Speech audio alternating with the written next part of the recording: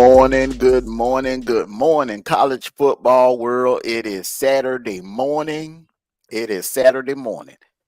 And like my little bro Sniper said last night, this is the week that we separate the men from the boys.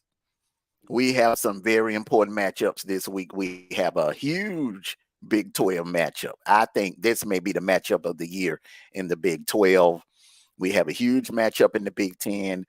uh Epic matchup. First time since 2015 that these two teams played that classic up in Knoxville, but they'll continue their rivalry tonight in Norman, Oklahoma, Tennessee.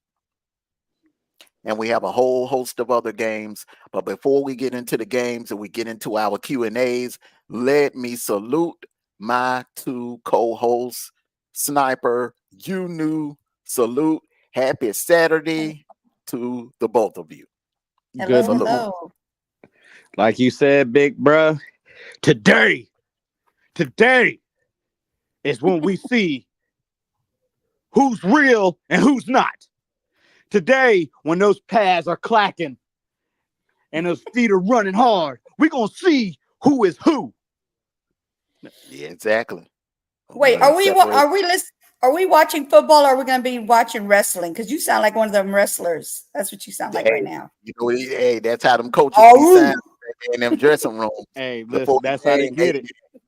You ain't heard a promo until you sit in the locker room right before it's time to leave out the locker room. Those be the best promos. Am I right, Sniper? Man, listen. And yes, I'm biased when it comes to Georgia, but go listen to Kirby Smart at practice. I want to F and eat. Do you want to eat? I want you to eat. Mm-hmm. You eat. Mm-hmm. You eat. Yeah, hey, it was during a practice, and I was looking for my cleats. That was during practice, man. So yeah, man, Kirby, he put a lot of emotions in it. You got to put him up there with some of the greatest, man. You got to put him up there with, man. You got to put him up there with Lou Holtz. His halftime speeches were epic. You got to put him up there with Jimmy Johnson. You got to put him up there with Barry Switzer. You got to put him up there with the guy that was at Colorado, Bill McCartney. He had some epic halftime speeches as well. Newt Rodney, I heard some of his through like old tapes or whatever. Newt Rodney is like a legend. That man would have you running through a brick wall. That's some of the speeches he had at halftime. But week 4 officially kicked off last night, and we had a epic battle in Lincoln, Nebraska last night. Wait, let the man that was undefeated, the man that was perfect last night for the first time in 20 East history, in the 5-year history, Sniper was perfect last night. 2-0. He picked Syracuse to win, and he picked Illinois to win the main event. Salute, Sniper. What do you think about Nebraska now? What is your overall assessment of Nebraska now? Let me, and I'm going to be 100% with you. Nebraska is going to be okay. Okay? Nebraska is going to be okay. I've seen some great things out of Nebraska. I told y'all that the one thing I told you that old boy Raiola's got to fix, and he's got to practice more, is he's got to, when he gets under pressure, he's got to calm down. He's got to calm down, because when he got under pressure last night, them boys was getting at him. But hey, when the pocket was clean, when he boy, and I'm telling you, the boy can throw. He reminds me of a Easton, a Jacob Easton. As sometimes throughout the game, he can hit them long balls. He can overthrow you, but he can't, those short dunks and passes, he's got to work on them a little bit. But hey, epic game. I'm not gonna put any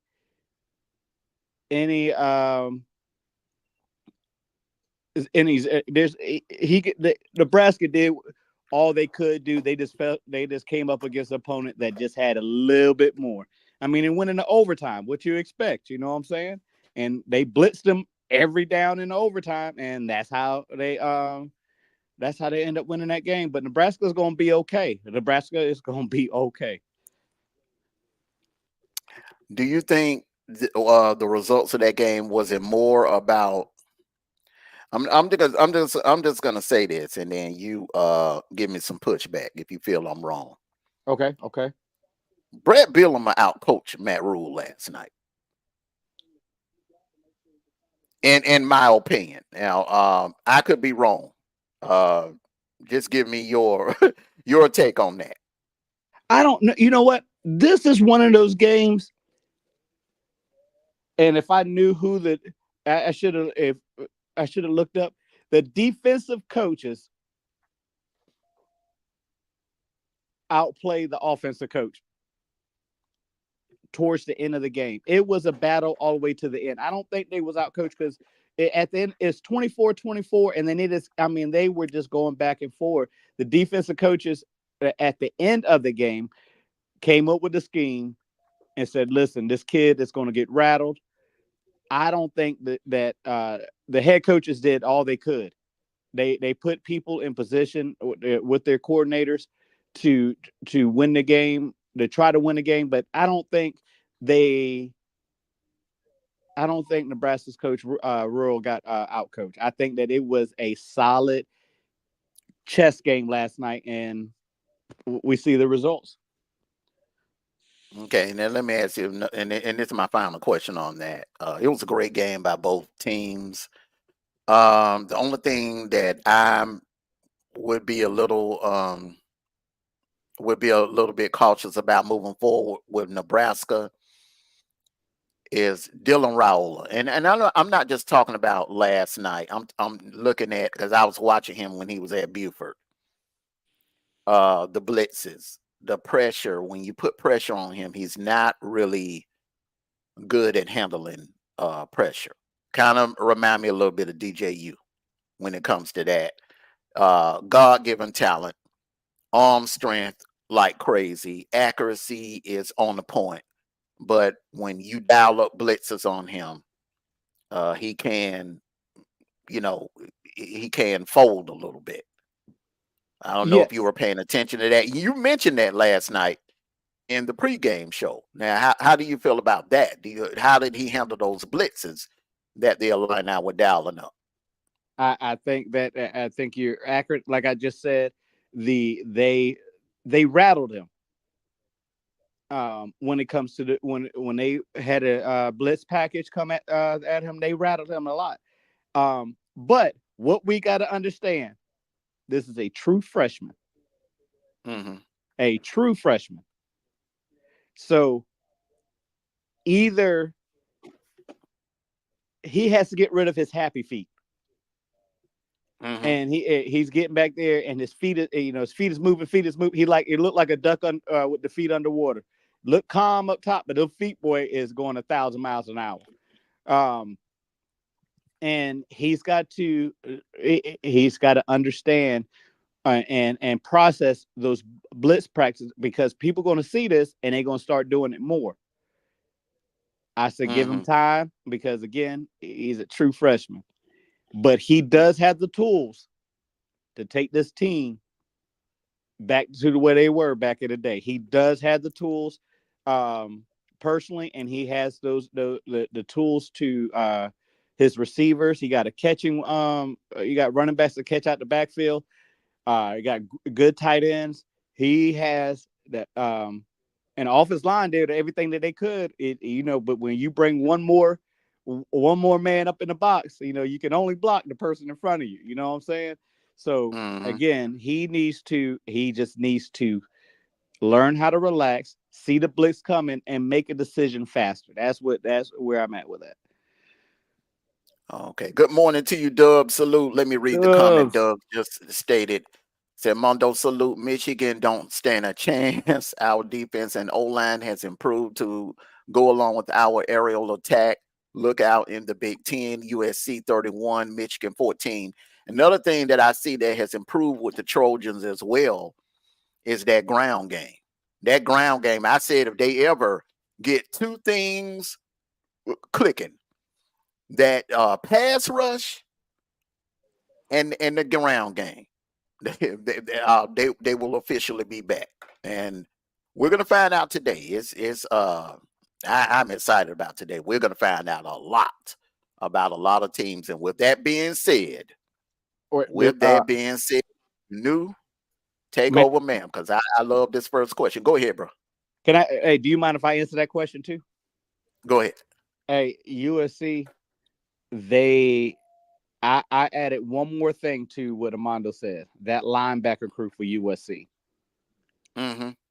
If they can step up and protect that middle and protect that the run game, they gonna be Michigan ain't gonna have a chance. Yeah, they won't have a chance because their strength is their running. Yep. Yeah, they're running quarterback, and they're going with the other guy today. I don't see that working either. Listen, and for those of you Michigan fans, I'm not beating down on you or anything like that, but remember what I've been saying, and I've been consistent with this. There's a reason why they have fall camp, and there's a reason why the original starter was named the starter, and the guy that's starting today was named the backup. There's a reason for everything, okay? Mm-hmm. And a lot of times we as fans, we want to put the backup up on the pedestal, and we want to see him. We want to see him. Put him out there. Put him out. There's a reason why. There's a reason why the coach won't put him out there. But now we're gonna find out. Be careful what you ask for. Now, you knew. All right, y'all. Let's go. Let's go. All right. Michigan will be eliminated from the CFP playoffs race today. Yes or no, Armando? Although we come to the end of the road, I think this is it. I think this will be the first time. Oh man, you got to go back to Auburn 2011. The last time the reigning national champion was eliminated in the month of September. I think this is it, Sniper, because you're looking at a situation where it's a must win the rest of the way, and that's going to be impossible.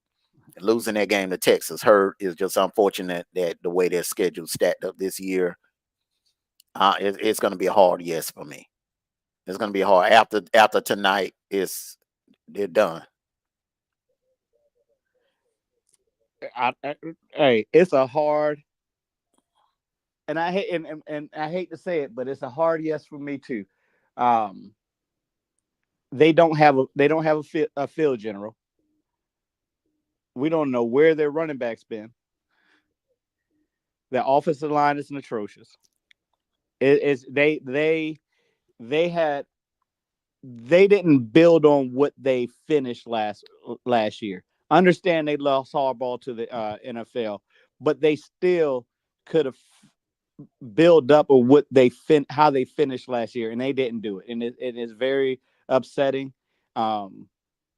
because personally, I wanted to see Michigan in one of the playoff games if it came down to it. Just to settle that debate that they had 2 years ago. But yeah, we don't know who Michigan is. They have no identity this year, so it's a hard yes for me too.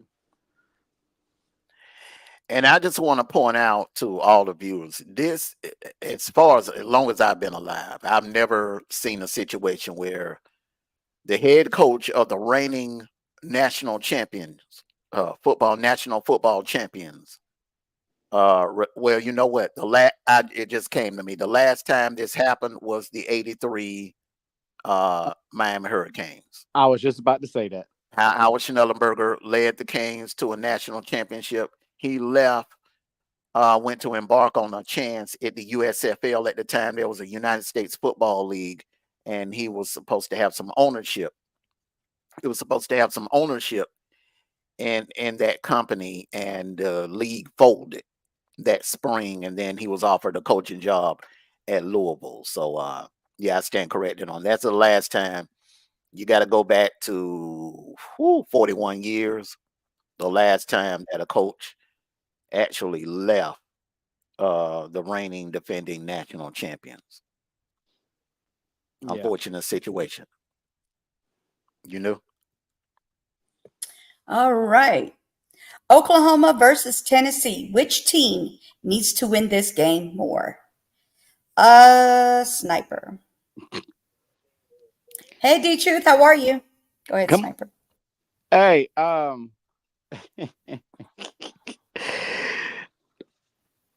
Rocky Top, you better be who you say you are. This is your test. You done played 3 cupcakes in a row, and you talking all that smicky smack. Now we know that Oklahoma is still trying to find their identity, but they're still Oklahoma, and they can put points up on you. Is your quarterback who you say is he? Is he that dude? Tennessee needs to win this game to prove the naysayers like myself, and I've been saying this all year long. Haven't I not, D True? Tennessee, you're gonna have to win this game.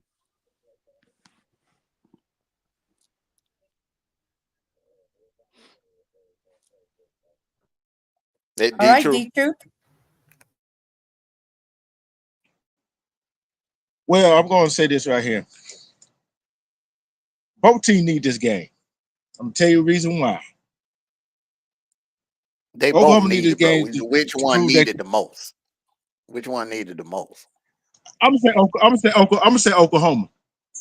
I'm tell you why. Mm-hmm. They always been the big dog in the Big 12, right? Not in the SEC. The only reason they need this game more is because they gonna have to prove they can play with the SEC teams. That's why they need this game more.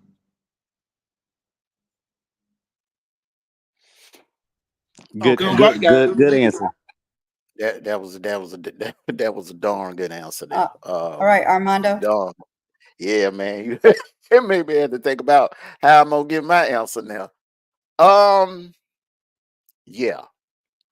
Oklahoma has to make a statement today, and they're at home, first SEC home opener, so they want to make a statement. All right, but however, Tennessee, this is more of a must-win for them because you don't want to go into a situation where the Bama game and the Georgia game, and then your nemesis Florida, are all must-win games. You don't want to go into that situation.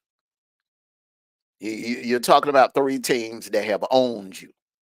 The 3 teams that has practically owned you for the last 30 years.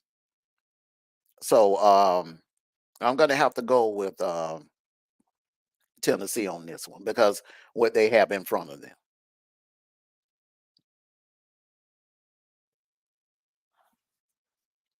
Okay. Next question. Can get a little bit of pushback. Oh, well, let's push back if you like to push back. A little bit of pushback. Hey, it's a little bit of pushback. And that's going towards D Truth. I understand you had a great answer, but wouldn't you say that Oklahoma, it doesn't matter what division they're in so much, but it has to be that team in front. They always get into a team in front of them that has the same caliber of players, and they fold. So would you say that that Tennessee has to make a statement just a little bit after all the trash talking they fans talk, people, the media have been talking about them? That question was for you, D True. He had to drop down. Oh, okay. Yeah. But yeah, I agree with you on that. It's really about making a statement in the SEC. Okay, there you go. You knew. All right. Carson Beck is overrated. Yes or no? Armando.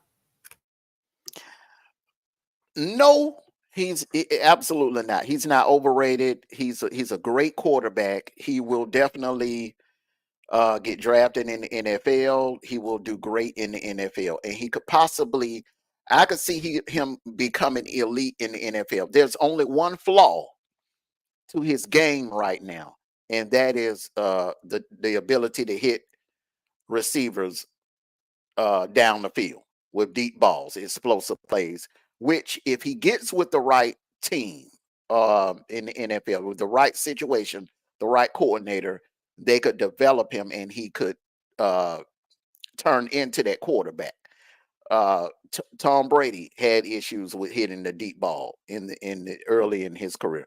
Joe Montana definitely had issues with hitting the deep ball early in his career. Everyone can't uh, start off being Joe Namath or Terry Bradshaw, or Jim McMahon or John Elway, Dan Marino hitting passes, like 60 and 70 yards down the field. So I think that's the only flaw to his game. Other than that, no, absolutely not. He's not overrated. And is he elite? No, he's not. But he's definitely not overrated.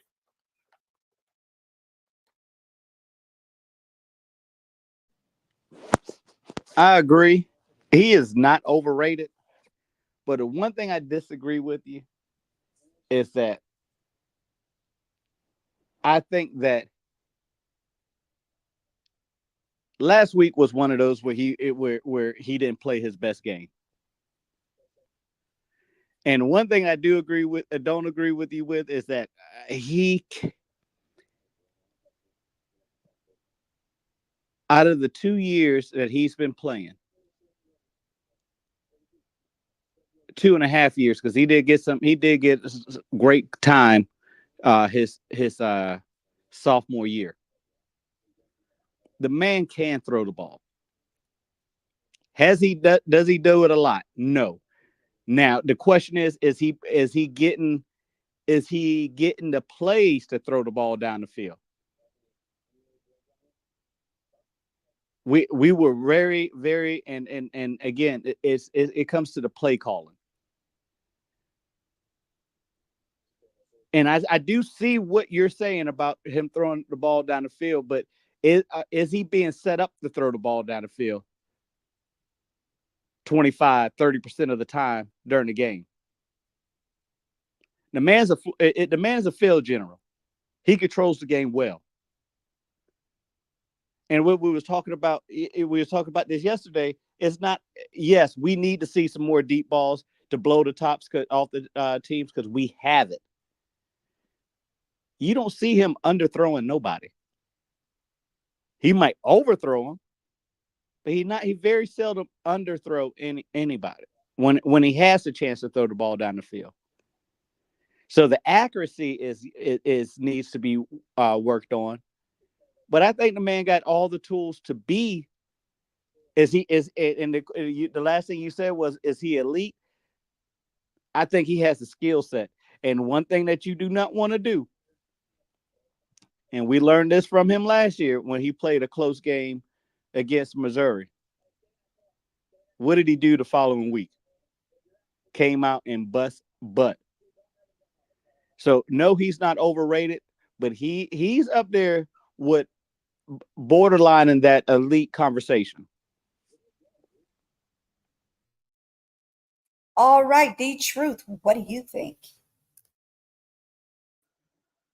Well, I'm gonna say this right here. Carson Beck, like Sniper said, a field general, yes.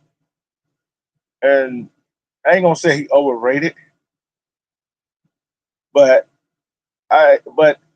he's I'm gonna kind of say that the play call is holding him back. Put it that way, to his full potential.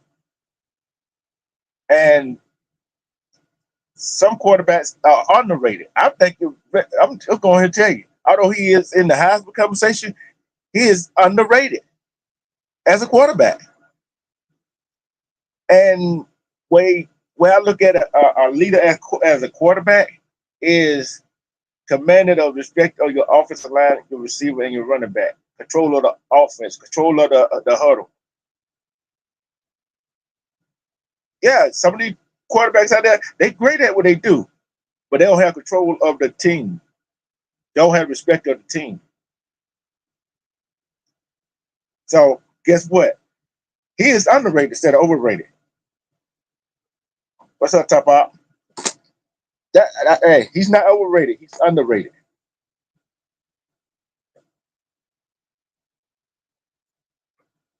Okay, let me give some pushback on that. First to you, D Truth. I don't understand how you could say he's underrated where coming into the season and every salute to you, Oppie, every sports outlet had him the number one projected, the number one draft pick quarterback coming out this year, and they had him as the leading Heisman candidate. So I don't know how is that even considered underrated where everyone the guy was put up on a pedestal coming into this year, like slam dunk Heisman winner. All right, now to your point, Sniper, I never said that he did not have the accuracy. Yes, he has the accuracy. Yes, he has a great arm. He has a God-gifted, he's blessed with a God-gifted arm. He doesn't underthrow the receivers. He hits them on a dime, on crossing routes, back shoulder fades, pound for pound. The last few, you have to go back to probably Aaron Murray. It was the last time we had a quarterback with the skills of Carson Beck. The only thing that he's lacking that's preventing me from crowning him into the elite category is the fact that he has been unable to hit receivers in stride down the field. And a lot of those receivers in the Clemson game and in the Kentucky game were wide open down the field. He was missing them. Okay. Now I understand the O-line laid a goose egg last Saturday in Lexington, but there were a couple of plays, and they showed it on replay, brother. Replay don't lie. There were a couple of plays. Even Greg McElroy pointed this out. He had a clean pocket. There was this one play that Ernest Green finally did his job. He had a clean pocket. Nobody was in his face. And Dylan Bell was running down the field wide open, had beat his man clearly, and Beck could not hit him down the field. So, and I'm not beating them down based on what happened in Lexington last Saturday and based on what happened in it. I'm looking at the totality. Since he's been the starter, he's not been able to hit receivers down the field. He has not been able to make explosive plays down the field.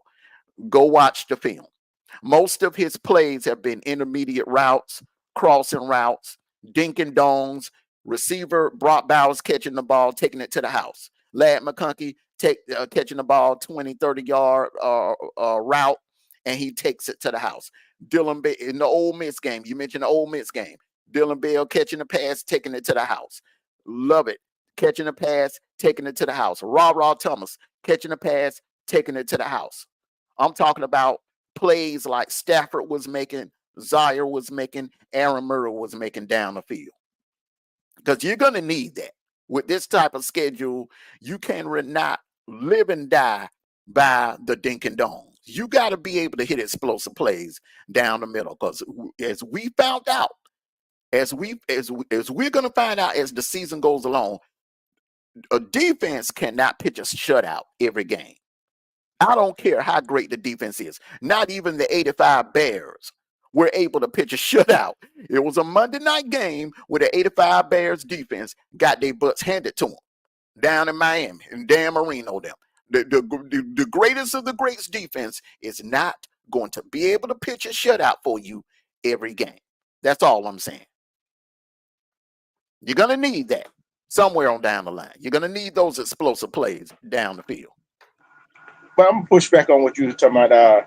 Them experts put him on the pedestal. Yeah, them experts put him on the pedestal. That's their opinion. In my opinion, he's Okay, underrated. And guess what? He didn't need to be put on that pedestal. who They was did. underrating him? Who was Hey, underrating him? I underrated him. It's my opinion. He is Okay, so you underrated. underrated Hey, him. hold on. You I underrated didn't, him. hold on. I didn't interrupt you while you were talking. I didn't Okay, interrupt I'm you just while you asking were you a talking. question. I'm just Yeah, asking you a question. but the thing is, look at all the other Heisman Trophy candidates, right? Some Mhm. people might say Travis Hunter overrated. Some people might say Mhm. that Maverick quarterback is overrated, right? But these people that come in early in the season, get their opinion about our player before the season to start is kind of ludicrous to me. Wait till you see the players play. Like I said, he is underrated. He don't get the exposure. He get the exposure. He's not up there. Let's say Cam Newton, Reggie Bush, all them type of players right there. You see what I'm saying? You can't put him in that category. I'm not That putting him was in that overrated. category. I'm not I'm not. either. I'm That's not. why I said I'm not going to say overrated. I was going to say he underrated. Because But what number I'm one, asking you you got to is, see the value of a player to their uh-huh, team. Which uh-huh. But what I'm that okay, the expert at the beginning of the season, they didn't see the value of they just assumed his value of him of his team. okay. So that's What why I'm they what put I'm him in that asking. category. Okay, but what I'm asking you is, all right, when someone says, say if you knew says, a player is being underrated. If a player is underrated, that usually means that the people in the media are not acknowledging him, or they're not, they're basically not talking about him. They're not Yeah, acknowledging him, and they're not actually uh, putting him up on a pedestal, or he's not subject of when you're talking about quarterbacks that are going to do great this year, or quarterbacks that are going to be great this year. That means he was never the subject all summer long. And college football shows that from August on up to the season started, Carson Beck was at the top of the conversation. He was at the top of the conversation. When they did the Heisman preseason Heisman favorites special, Carson Beck was like the star of the show. They interviewed him and everything. So underrated. I don't know who in the media has underrated him, because even to this day, even after the Lexington game, sports analysts are still putting him as the first quarterback to be chosen off the board in the draft, and a lot of them still have them still have him as a Heisman favorite, as one of the Heisman finalists. So you I know don't I why? don't know how he's being underrated by who. You asked the question. You asked the question, right? Yeah, I Don't asked think a he's question. overrated. Yeah, he's not overrated. See, one, if Georgia didn't do what they did last year, you think they'd be talking about Carson Beck? That's a question. Georgia won a Yes or no? national championship. Georgia won a national championship in 2021. Remember that? They won the national championship in 2021. Coming into 2022, the subject was Stetson Bennett needs to leave and make room for Vandergriff or Beck. The subject was, Georgia needs to go after Caleb Williams. The subject was, Stetson Bennett's going to be great. He's going to win the Heisman. He's going to do this. He's going to do that. He's going to go. No, they were kind of ready to bump him off, get rid of him, hoping that he would leave and try his hand in the NFL. Conversation totally different from the year and Stetson was the MVP in the playoff game and in the national championship game. Took them hella farther than Carson Beck did, but Stetson Bennett, to me, seems like Stetson Bennett that you could say he was underrated. Carson Beck was been getting all the hype. He's gotten more hype than any quarterback in Georgia since Matthew Stafford. That's the last time I've seen this much hype around a UGA quarterback. Am I wrong, Sniper? You a UGA fan? I mean, tell me, am I wrong? No, I think that this is. I do disagree with the truth about Carson Beck being underrated.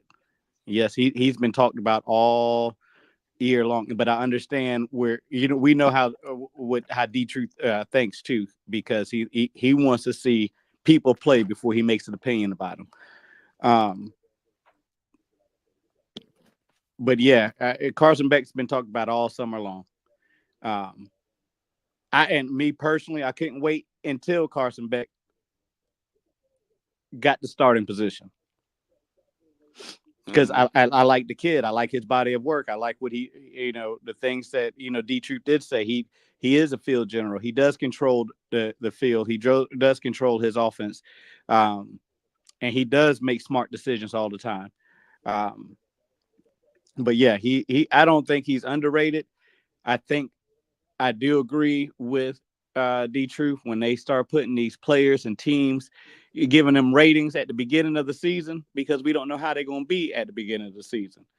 But yeah, I do think that I don't think he's overrated. And we can move on from there. And I agree with you. Let's look at 2021. At the beginning of the season, they had DJU as a Heisman favorite based on what he did in the pandemic game against Notre Dame. They coming into that year, he was a Heisman favorite, and they had him in Dr. Pepper commercials. So go figure. Oh boy! All right, you knew. All righty. Travis Hunter is the best player in the college football today. Yes or no? D-Truth. I'm going to say for today, I'm still going to say no. I'm still going to say no. I'm tell you why I say no. Defense, he good what he do at defense. But at wide receiver, he don't have the ball in the hand majority of the time. Because the quarterback got to get him the ball. That's why I say he's not the best player in college football today. I'm going to say no.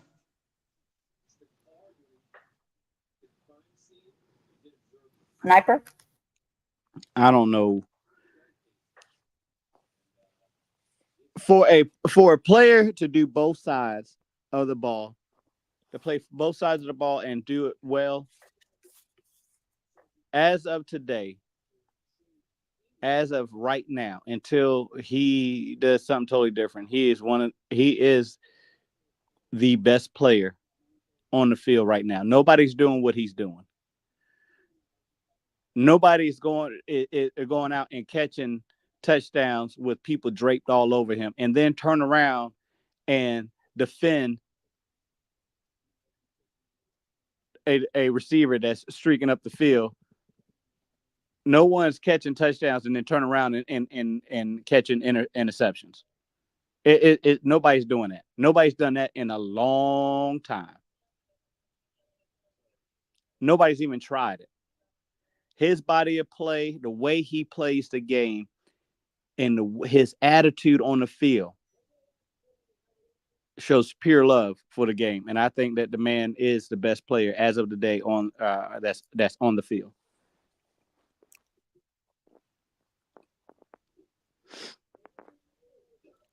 Yeah. All right, Armando. Yeah, I got to agree with Sniper. I haven't seen anything like this since. You got to go all the way back to 2002 with Chris Gamble. And for those of you that are not familiar with who Chris Gamble is, Chris Gamble played safety for the Ohio State Buckeyes. He was darn good at it, and he also played receiver. Now, he wasn't the number one receiver. Michael Jenkins was that year. So that makes what Travis Hunter is doing even more special. It's not like Charles Woodson, where he was just, put in put in the rotation, to run gimmicks on offense. The man is Colorado's #1 receiver. And that's saying a lot because they have Will Shepherd, in my opinion, is a guaranteed first rounder receiver. I mean, the guy was killing it at Vanderbilt.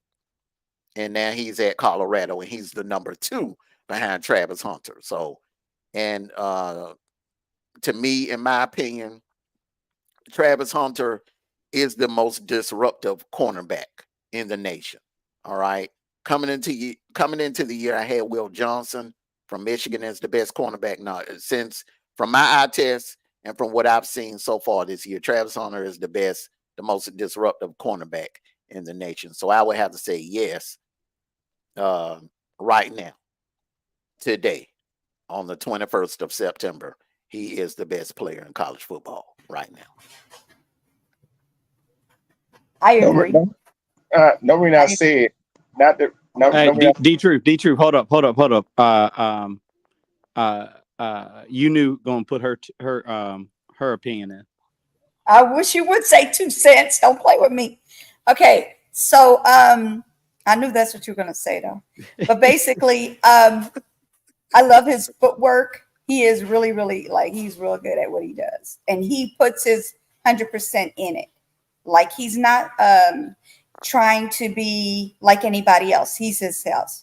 He is himself. I'm serious. His footwork is amazing. I'm just gonna tell you that right now. Like when I see him, he looked like he could fly. Okay, he's just like that guy. That movie where they said that white boy can't jump? Well, this guy can jump. Just saying. Go ahead, D-Truth. Wait. I think Travis Hunter is African American. I'm just saying the jump part. Stop playing with me. Well, all right, go ahead, D-Truth, make your point, man. What I was saying, I think he's a good player, but thing is, you playing 2 positions, right? And while most of the guys that wide receiver playing wide receiver, most guys that playing defensive back just playing defensive back. Okay. If we were just playing 1 position, I give him that. But there's some people that can play 2 positions like him that chose just 1 position to play and become the best at it. See what I'm saying? So, yeah, he could have played 2 positions, but the best player I'm looking at as individual position, not both of them at the same time. Okay, can I ask you a question? Hold, Sniper. Let me get it. Let me ask you a question, Deidre. In your opinion, so far now, we're just looking at September the 21st, 2024, and then just give me an answer. Okay, I don't want that where I can't see. I gotta wait the week 8. Why would I give my opinion about a player? Y'all want to ask me questions? Okay. All right, but I'm gonna ask you. I noticed that when I don't go, if I don't go with y'all scenario, when I gonna go with y'all scenario, I got my own opinion. Y'all want to ask me questions? Okay, that's what I'm saying. That's what a sports show is for, bro. We have dialogue. We communicate and we ask each other questions. I got my opinion. I said what I had to say, and that's my opinion. Okay, I haven't even asked the question yet. You must have woke up on the wrong side of the bed or something. I haven't even asked the question yet. Calm down. I agree. I agree. All right. Now I'm asking you a question from your eye test. And we're in week 4. They haven't played today yet. So we're 3 games that you've watched. And you've been watching some college football just like the rest of us. In your opinion, who is the best defensive back in the nation? Who's the most disruptive defensive back in the nation? Cornerback. I'm not going to call him disruptive. He's good at what he do. But there's a whole bunch of them, and I can't name them. There's a whole lot of receivers just as good as he is at that position. And I'll stick to my guns. If we play if we just played wide receiver, he was doing what he was doing. I said yes, he's one of the best wide receivers. He's just one of the best wide receivers. He's not the best. He's not just the best. He just one of the best corners. He's not he's not the best. You see what I'm saying? But that's So my opinion. I'm sticking to it. Okay, Because so I don't have to answer that question because I said what I said. If you don't want to answer it, brother, don't answer it. Okay. All right. We just it's a sports He show. said That's what what he we said, do here. and We he we meant what ask he questions, said. bro. We ask questions, bro. You don't have to answer the question if you don't want to. All right. I just want to say this. All right. So according to your logic, we should penalize naming Dion one of the greats because he played both sides. And not only did he play both sides, he was damn good at it. It's not a situation where I'm saying he's the best player in college football today only because he's playing both sides. He's playing both sides. And in my opinion, from my eye test, he's the best defensive back in the nation. And he's right now, he's the most dangerous wide receiver in the nation. I've said this. Him and that kid up at Ohio State, those are the two most unguardable receivers from my eye test. And I'm not just going by these 3 games this year. I'm also, when I evaluate and this early in the season, I'm also looking at your body of work from last year.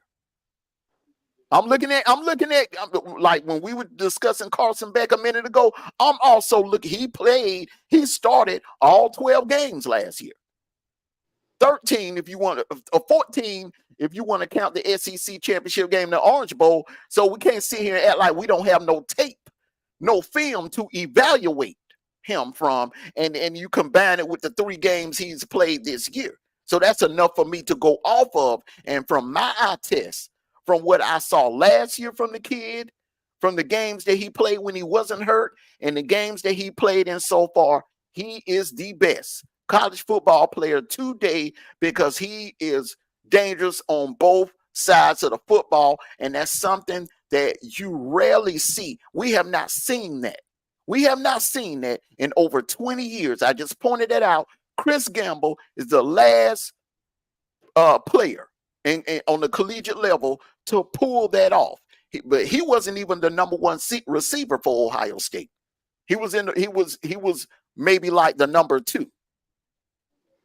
But he made an impact. Don't forget his best GPA, cornerback. 4.0.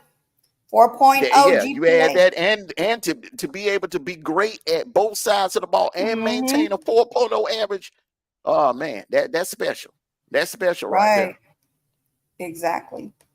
Yeah, we're not crowning anybody the Heisman winner or anything. I'm just going by. I've been watching college football. I don't know about anybody else. So I've been watching enough college football enough. So if someone asks me that question, I can give a straight answer. I ain't got to say, well, I got to see this and I got to see that. I don't watch college football, and I'm also going by the body of work last year too, so I can combine 2 with the 3 games to date, and I can give you a straight answer. Hey, a yes or no. Salute to you, Black of Love. Salute to you, brother. Hello, Black Love. I couldn't even say that one. Hello, how you doing, love? I'm not going to say the other one. Anyway, Mike Norvell should be on the hot seat right now. Yes or no, Armando? Not only should he be on the hot seat, it should be sizzling. But unfortunately, they're stuck because of the extension they gave him. It would be too expensive to buy him out right now. So they're stuck. The only thing that I can see them doing is make the best out of it. But yes, he should definitely be on the hot seat as well. He is. Salute to you, Bronze.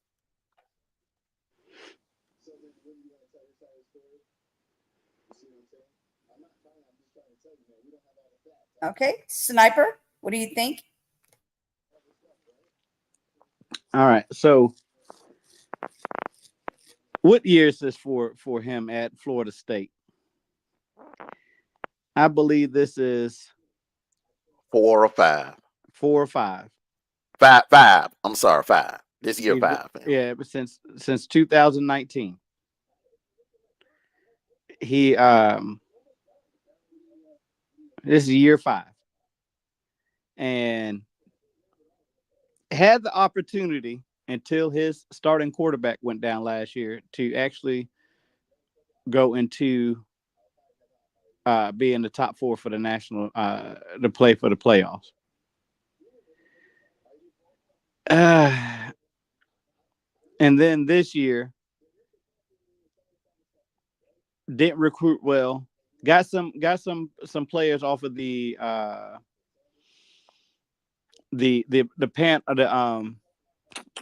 transfer portal, and it didn't pan out for him.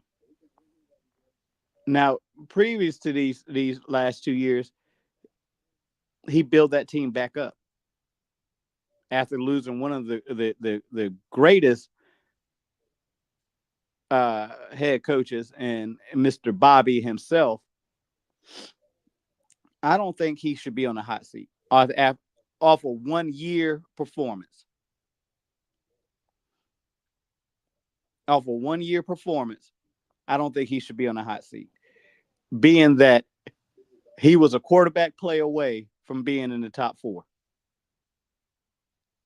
And that was his downfall. And then he comes into this year, he loses the first 3 games, and everybody's calling for his head.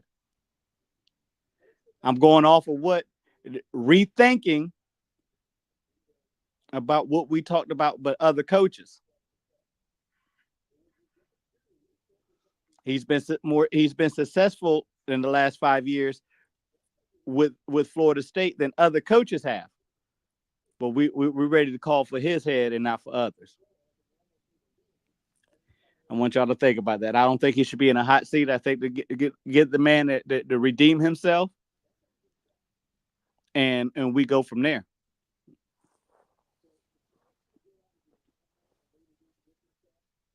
All right, D-Truth.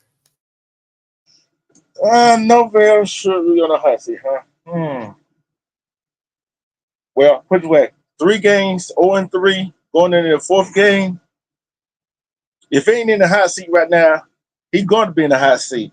And I don't think Florida State gonna care they had to pay him all that money. Nobody, like Mondo said, nobody he ain't in the hot seat right now if they think about all that money that they owe him. So he's not in the hot seat. He's in the hot seat, but he's not in the hot seat.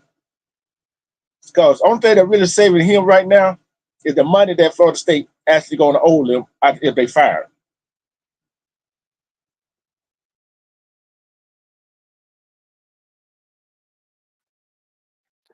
Any pushbacks? Yeah, I just want to make a point. I agree with Sniper and D-Truth.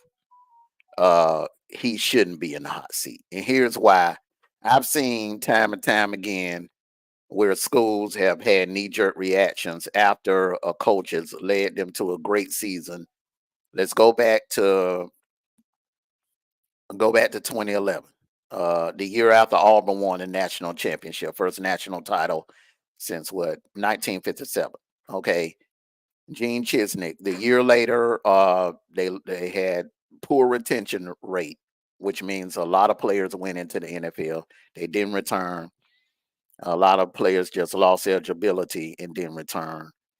And they also were hit with injuries. And Auburn did not have nowhere near the season that they had in 2010. And the fans, the fans started, grumbling, and they got disgruntled, frustrated, and eventually they let them go in 2012. And when the fan base comes down on a coach, it can affect him. It could really happen to be. You think these coaches are not watching, they're not listening, they're not reading what's being said online, they're not reading what's being said in the papers. They are, and they're human too. They have feelings just like everyone else. So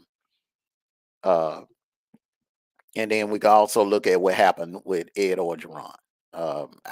Even though he had some misconduct off the field, but the way that was handled, I think it could have been handled a lot better.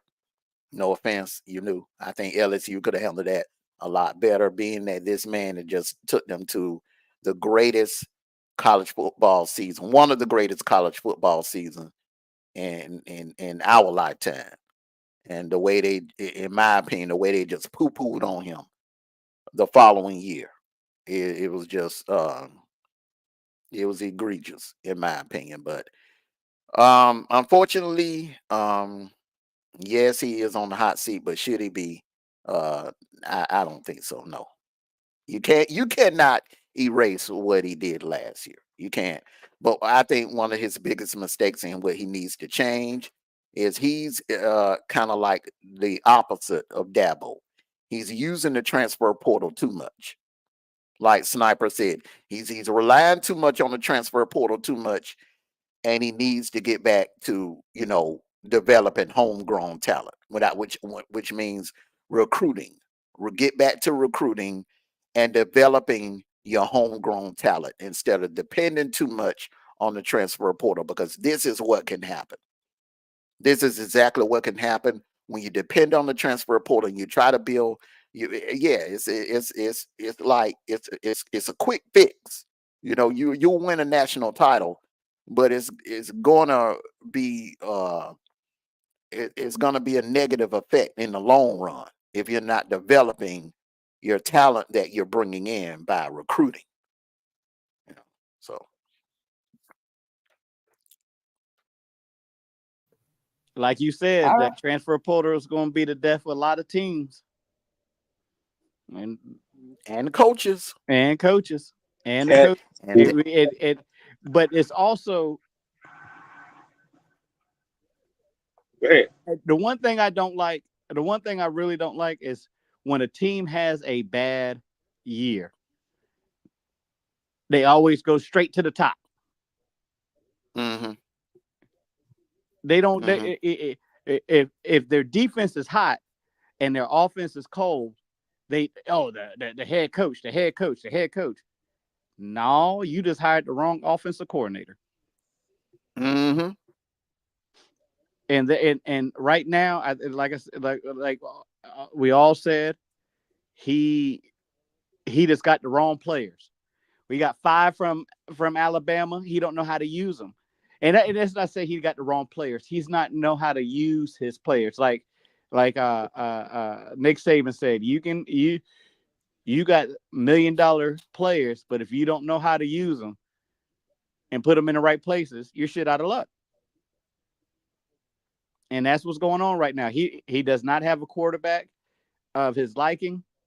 That is, he doesn't, and he really doesn't have a backup quarterback that can take them any place. So he's going to have to build up a freshman, or hopefully find the right one in the transfer portal. Which I think he should just find a freshman and cure that problem. hmm All right. Any well, pushbacks? I'm gonna say this right here. Yeah, and that's why Hugh Freeze didn't go. Now you see why Hugh Freeze didn't go in the transfer portal to get a quarterback. Develop your own quarterback that's already there. That's why he didn't go to transfer portal to get a whole lot of players, because he wanted to develop the recruits that he got. They're gonna be there for a while. You see what I'm saying? So transfer transfer portal players, they can help you in the short run, but in the long run, you need the recruits that are gonna be there. So Norvell, you gotta live with the decisions you made. So it is what it is. and that is so true. Both of my brothers just they hit it on the nail. The transfer portal this is there are pros and cons of the transfer portal. Okay, but this is the cons, where coaches, they have a little success from. They say, "Wow, I had a great year in 2022. Okay, all right, let me try it again in 2023," and then they tried again in 2023. Oh, I went undefeated. Well, we would have gotten the playoffs if the quarterback wouldn't have went down. So you're in year 3 and you're going back in the transfer portal and you overdo it. And he overdid it this year. He overdid it. That's why I don't knock.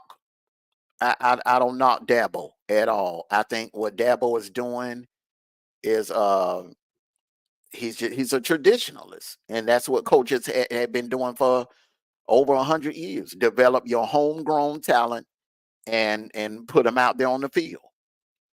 You know, I think that's what you know, that would be uh the route I would go. If I did go into the transfer portal, I wouldn't get no more than maybe 3 players.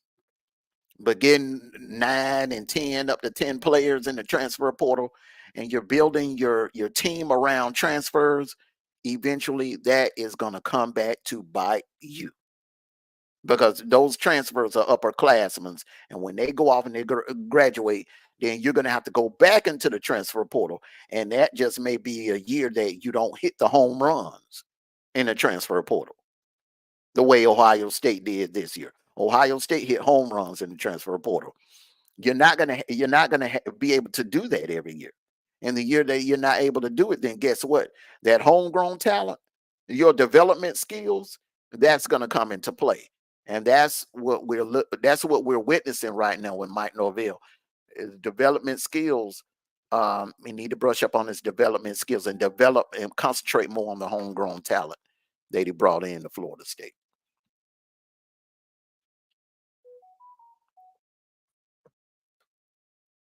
Okay. A quarterback controversy is brewing in Austin, Texas. Yes or no? The truth. I'm not gonna say it's developing, brewing in Austin, Texas. Although Manny came in and finished the game for Texas last week, and this is gonna be his first full game. I'm gonna say no, it's not brewing, because I don't think whenever Ewing come back, it all depends what Manning does while he's out. They're gonna determine if it's gonna be a quarterback controversy. Well, right now I don't see it. I don't see no quarterback controversy right now. I don't see it brewing. All right, Sniper. No, ma'am. This is not a controversy. It's you just got 2 talented quarterbacks. One is just waiting for his opportunity to play, which he's going to get today until Ears get back. Manning is going to get the chance to play, but I think it's what you're going to see in the future for Austin, Texas, for the Texas Longhorns. They got a good quarterback starting, and a good quarterback that's going to lead them in the right, hopefully lead them in the right direction in the future. But a controversy, no. You can't have a controversy if one is if one is hurt. It's the next man up. It's the next man up. So no, there's no controversy in Austin, Texas right now.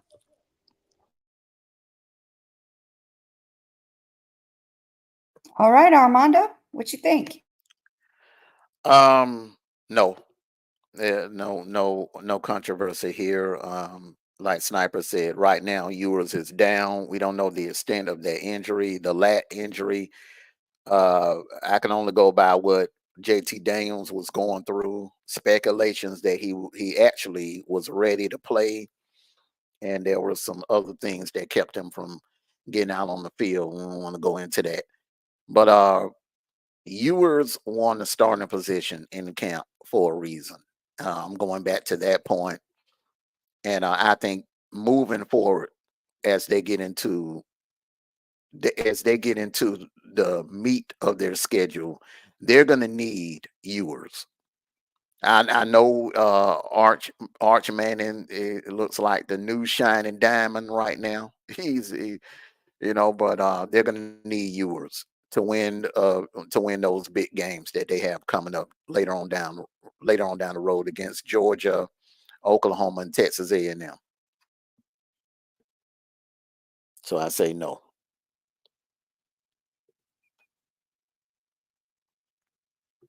All right, any pushbacks? Y'all pretty much agreed on that one.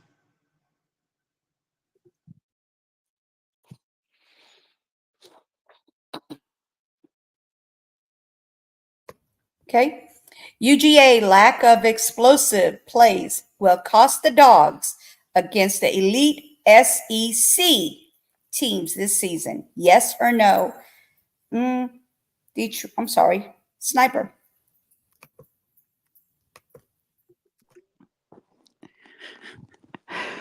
Oh my God. No.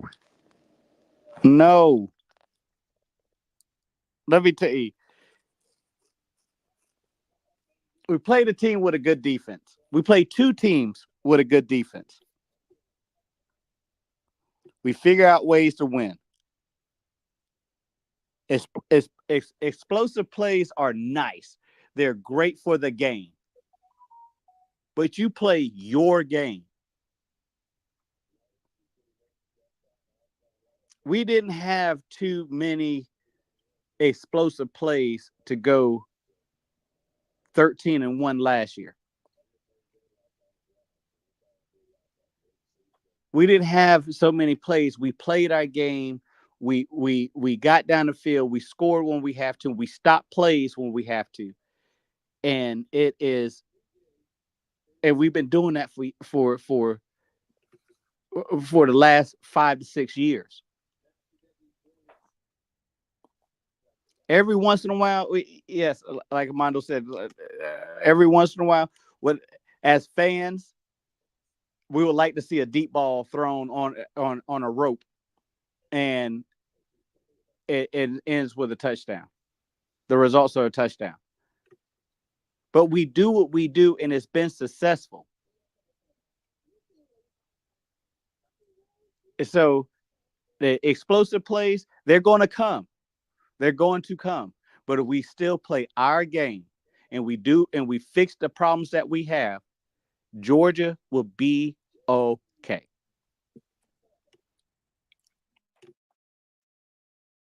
Let me go next, Let me go next. Go for it. Go ahead. Okay. All right. Now, speaking as a Georgia fan, a non-Disney dog fan, okay, my goal for my team is not just to be okay. I want my team to be great. I want my team to be on the level that I watched them be on 2 years in a row in 2021.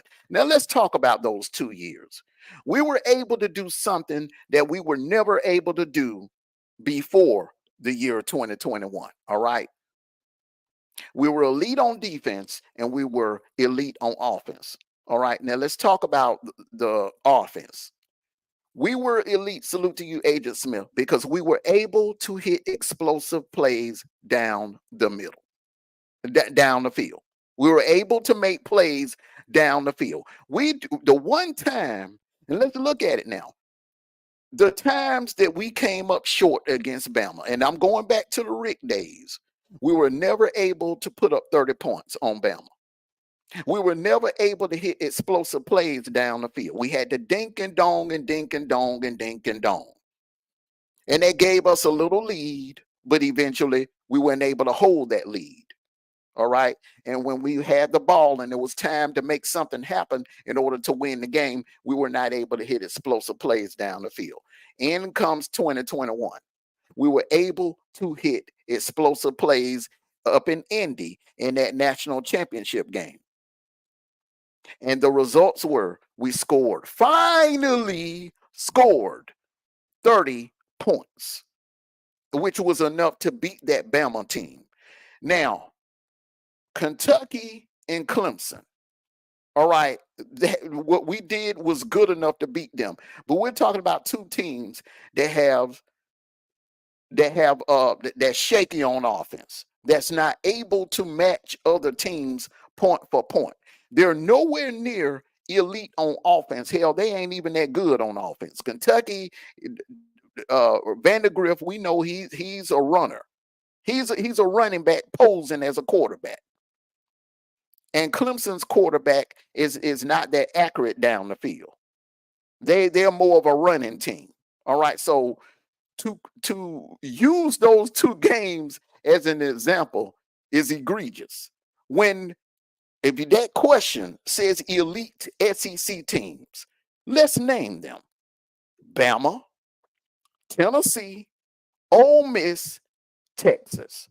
Let's see what all four of those teams have in common. They have elite offenses. They have elite receivers, and they can make explosive plays down the field.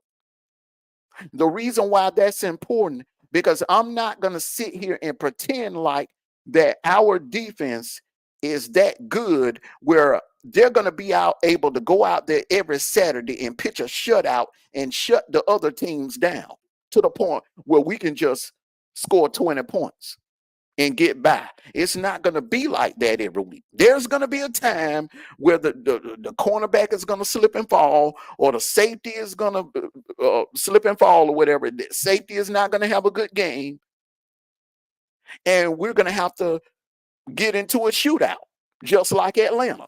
A lot of fans thought they're okay. We weren't making explosive plays down the field.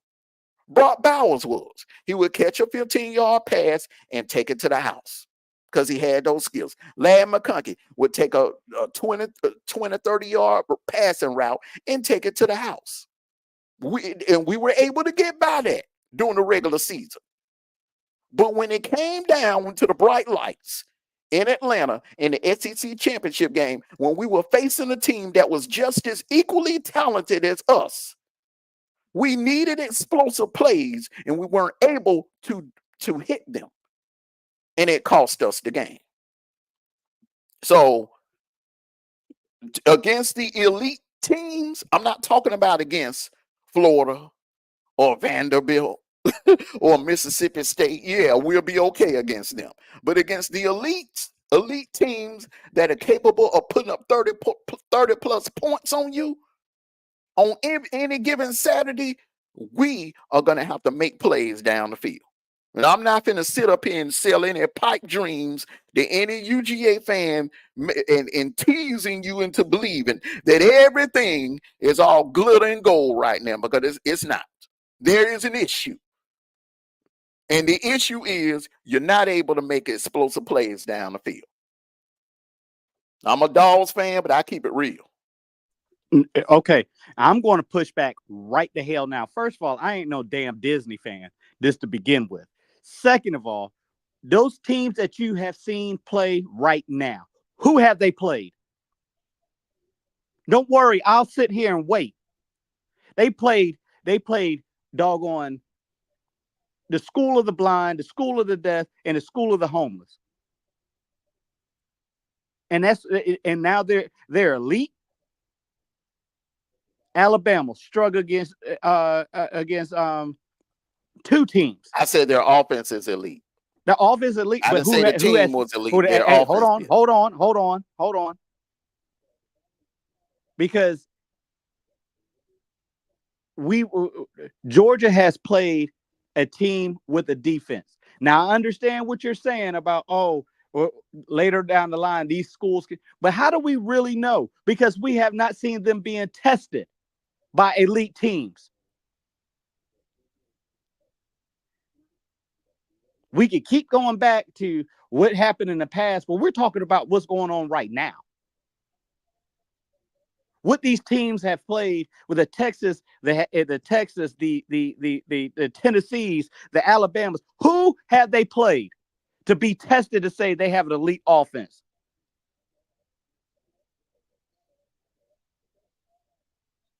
And if we both agreed, Georgia's been battle tested twice.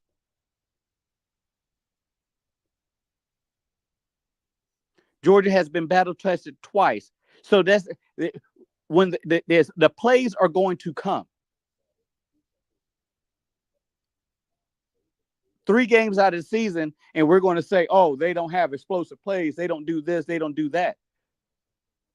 But the other teams, they've been doing this and they've been doing that. They've been scoring 60 points. They're doing this. They've been doing that. They have played nobody. You get to Alabama and they play Western Kentucky or whoever they played, and they struggled at the beginning, but they got elite offense.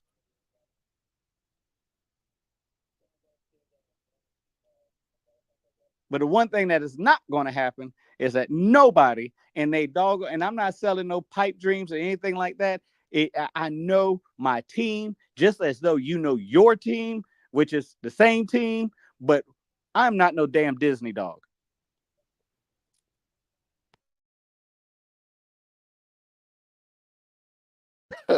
Hey, what I'm saying is, okay, let me read this comment. Russell Red, your dog's days are numbered. Mondo is the new sheriff in the SEC, and that's the Longhorns. We got a young gunslinger. Okay, now Russell Red, the jury is still out on Texas, and the jury is still out on Michigan. Reason why is, we got to see what Michigan does against USC. If USC goes up there and do the same thing to Michigan that that y'all did, bro, then it's gonna answer the question that I asked on that post game show. Was Texas that good, or was Michigan that bad? So if USC goes up there and do the same thing, then that's going to answer that question. Michigan probably is just that bad. And in my opinion, I think Michigan is just that bad because they didn't look good last week either. Now back to you, Sniper. We're Can I gonna get in here? crown. We're gonna. Can I get in here? Can I get in here? Go ahead. Go ahead. Go ahead. Okay. Go ahead. I'm gonna say this right here. You need explosive play. I don't care who you're playing against. Because you don't have explosive play down the field, guess what? They're gonna sit on the flat route, they're gonna sit on the run game. Because you need explosive play to open up the ball game. Because guess what? Come against the team in the SEC and they see, oh, they ain't going down the field. Get what they're gonna do? They're gonna bring the safeties down, and they're gonna play it close. And guess what? Your run game gonna suffer, and your slack game gonna suffer. Especially if you don't have no down the field action. Yeah, it's easy for a receiver to catch the 5-10-yard pass and take it to the house. Can you make that defense, spread that defense out and get it down the field to open it up for the run game? Can you do that? That is going to be the question. We shall find out. And the point I'm trying to make is, it is just my pushback on it. The point I'm trying to make is, it's not like I want style points. Okay, I know we're not what we were in 2022. Okay, well, we were averaging close to 40 points a game. It's not even about that. It's about going not 1, not 2, not 3 Sniper, not 4 Sniper, but 5 quarters without scoring a touchdown. 5 this season. 5 quarters without scoring a touchdown. Now, does Kentucky have okay defense? Yes. But I'm not finna sit up here and crown them like put them on the level of the 01 Hurricanes, okay? Or the 21 UGA team, or the 2011 Alabama team. They're not on that level defensively, because the week before, there was a team named South Carolina that went to that same football field, Kroger Field, all right, and put up almost 400 yards of offense on that same team, on that same defense. So the jury is still kind of out on Clemson, because yeah, they played a good defensive. They did a good defensive job against us, but the jury is still out on their offense, because they're not elite on offense. They can't score points like the other teams that I named. Now, has those teams played anybody yet? No, but there is something called an eye test. And if anybody pays attention to the eye test, okay, that's just like you walk into someone's practice. If I come to a practice and I watch your team, and I watch your team doing drills, I can look at the eye test and I can tell whether or not you're going to be good, or whether or not you're going to be good that season or not, barring injuries. So, but we can agree to disagree until at the end of that game next week. Because I'm telling you right now, in order to win that game in Tuscaloosa, my brother, we're gonna have to make some explosive plays. 1, 2, 3. We're gonna have to make sumption down the field. That dink and dome crap ain't gonna work in Tuscaloosa next Saturday. That I can guarantee you, brother.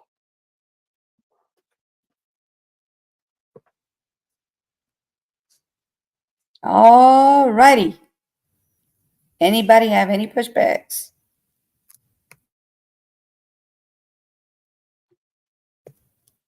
Okay, next question.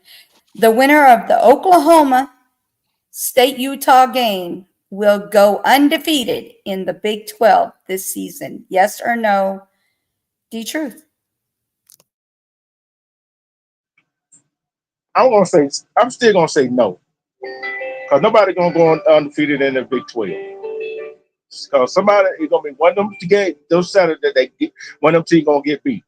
I want to say no. Okay. Sniper.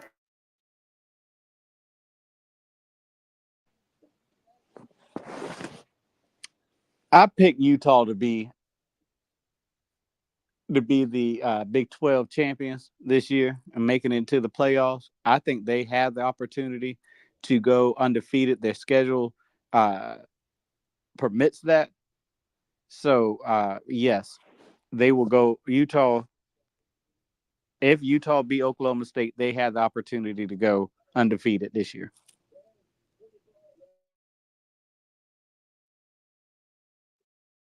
Armando, what do you think? Well, one thing's for sure. One of our brackets, the brackets that we made at the beginning of the season is somebody's bracket about to be messed up because these two are playing today and they're playing early. I think these are the two best teams in the Big 12. I think they will get a rematch in Dallas, definitely. So that would give me a reason to say no. The winner of this game going undefeated will be no because they may split. They may split it, and whoever wins that game in Dallas could end up being in the playoffs. But Mike Gundy and these two coaches have come so close. They're getting into the playoffs, and and today we're gonna find out who wants it the most. Who wants it? I think this is the biggest college football game in Mike Gundy's coaching career. This is it. This is it. I think this is going to be one of the biggest games. He's going to have a couple of them. The one in Dallas later on this year, definitely, because I got him going to Dallas for the Big 12 championship game. But this right here, this is he can really make his mark today. This is a very important game for him. So I'm going to say no because I think it'll split. Hey, you know what? Cam Rising is a game time decision because into the injury to his throwing hand. Ooh, this gonna be a good game. If he's gonna play, if he's not gonna play. A game time decision. Injury to his throwing hand. You know, one thing about Utah, they keep a backup. They keep a backup, fellas. Utah's deep, and I think the thing about it's going to be Utah's defense versus Oklahoma State's offense. That defense is going to be. If that defense can come out and do what it's been doing for the last 3 years, then Utah is going to be in great shape. But that backup is pretty good, from what I heard, and from what I've seen. Isaac Wilson is a true freshman.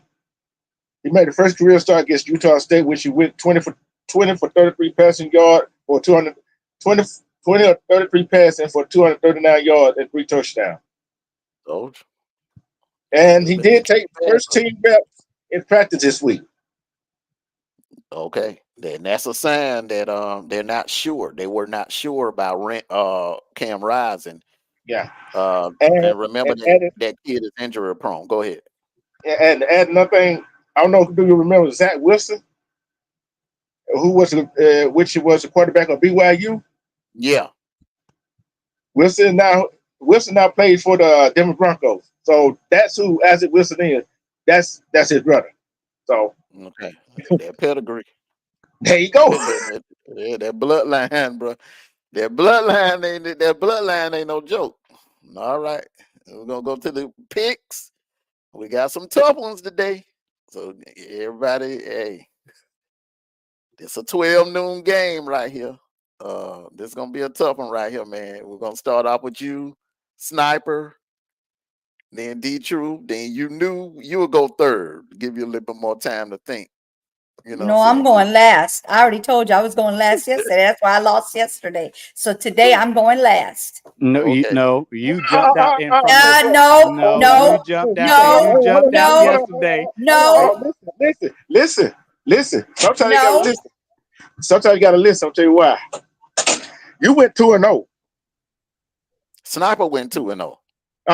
You knew went 2-0. Sniper went 1-1. No, you wrote that down wrong. Sniper No. went 2-0, brother. I remember that. Sniper, both of his picks hit. Who did he pick yesterday? He Did he picked say Syracuse and Illinois. Syracuse lost. Huh? Syracuse lost. No, they didn't. Yes, they did. Go look at it. You gotta be kidding me, man. No, Hold I'm on. not kidding. I'm not kidding. Wait a minute, man. Because Carter just said one of you new picks was right. He basically trying to say one of you new picks were right. Yeah, one Syracuse of them were. won. One were. Syracuse won. Syracuse lost a man. Stafford came back and won that game. Yes. I quit. 26-24. You reading that wrong. Hold on, let me look at it myself because I don't I believe. am 0-2.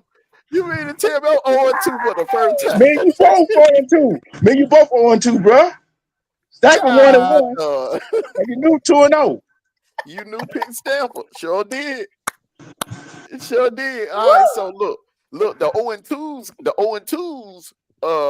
gotta go first then. No. The 0-2s go last.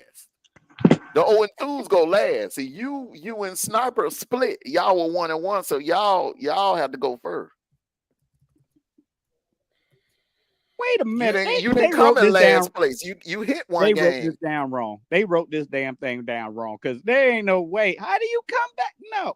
225 girl said Syracuse gave up a 4th down play and lost it on the field goal. Man, I must switch because I had switched from it. I started watching SmackDown. Yeah. I messed up. I went and watched that doggone.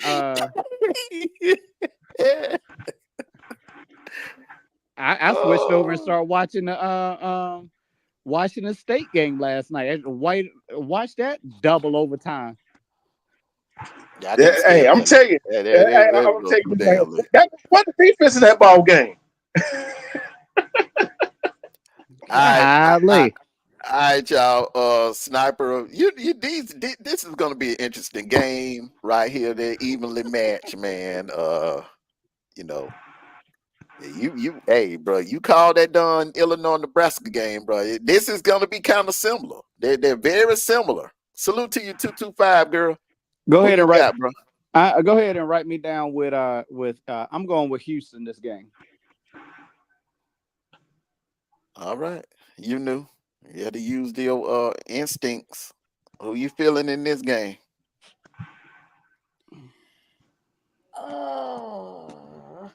I'm gonna be last. Y'all ain't gonna. Yeah, you know I'll switch places with you. I'll switch places. You just go. Lord Jesus. Yeah, I watched him last night. It was good. Go ahead. Even though I'm putting myself at a disadvantage going second. Okay. I'm going with Houston, man. I gotta go with Houston. Hey, chat. Put who you going with in this game? I'm going Cincinnati.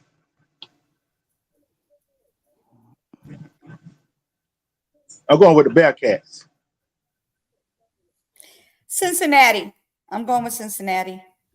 Cincinnati. Really? It's We split. waited all that time for you to say you going with Cincinnati? Yeah, You couldn't say that at the Cincinnati. beginning? Cincinnati. Stop playing with All me. right. All right, yeah. It's gonna get real now. It really get real now. Sniper.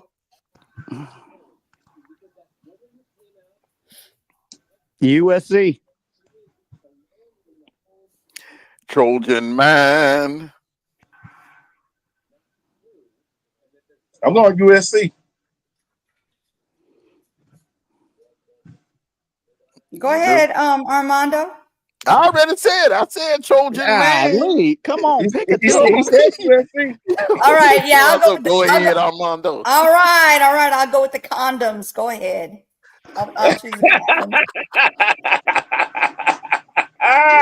Get off, Yeah. That was a good one right there. get off the That was channel. a good Get one off right the there. I'm about to channel. clip that up as a short right there, bro. For real. It's safer. It's safer. I'm just saying. Get off the panel. You're not allowed to pick no more teams. Sniper. Okay. Sniper. What? Wait, what? Not me. Sniper. All right, What? Sniper. All right, Sniper. This another one, bro, where they kind of equally match, but Well, Oh boy. This Hey, is I fun. told you it wasn't gonna be There's- easy this I'm gonna week. go These folks with- tough. I'm gonna go with who does Louisville have? They both 2-1.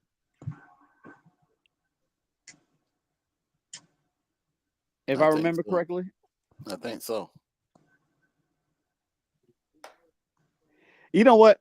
I'm gonna go against all odds. I'm going against Louisville. I think Louisville got a little bit more punch than Georgia Tech right now.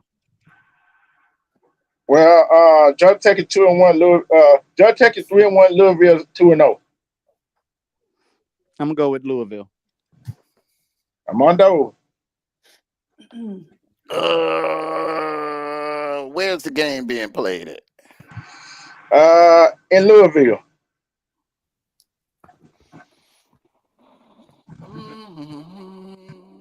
And remember, this is that don't matter. They go all the way to Ireland and do what they did. I'm gonna roll with the Rambling Red. I'm going with Georgia Tech. Bro. There go GT. I'm going with Georgia Tech. Yellow Jacket. GT for me. Well, Sniper, I think I'm gonna tell you what I think, Armando. You know, I think Sniper went with Louisville just from have to say Georgia Tech. No, I said it the other week. He been picking Georgia Tech. I picked Georgia them a Tech couple last times this week. season. I picked Georgia Tech last week because I knew they were mad as hell after they got their butts handed to them. Yeah. And what happened? All right, Sniper. Here's another one, bro. Why am I on a hot seat real that fast? God, I just had one. I'm gonna go with Auburn. Armando. Woo! It's going to come down to both defenses and then the fact that they're in Jordan Hare. I got to go with Auburn. The advantage of Auburn when it comes down to those two factors. Yeah, I'm gonna go with Auburn. I'll tell you the reason why. Arkansas got too many players on the injury list, and that's out from what I've seen. So that's another reason I'm going with Auburn.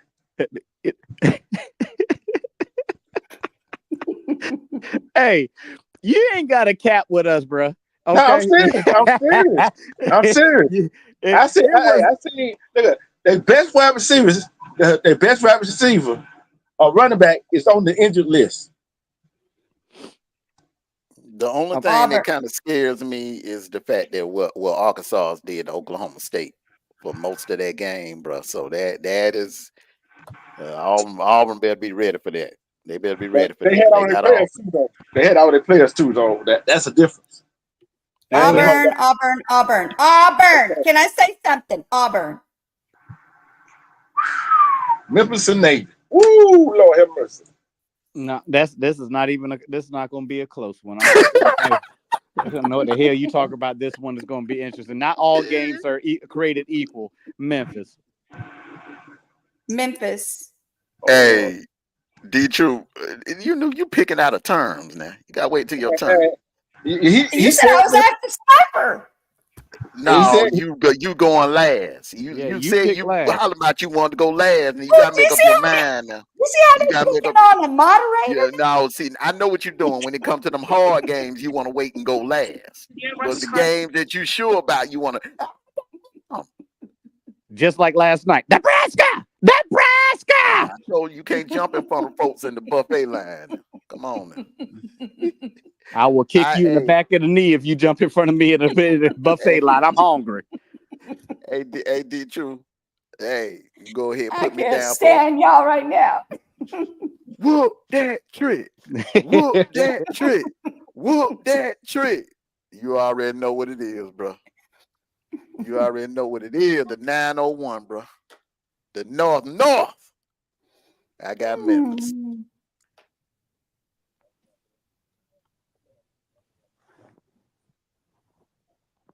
Who did you go with?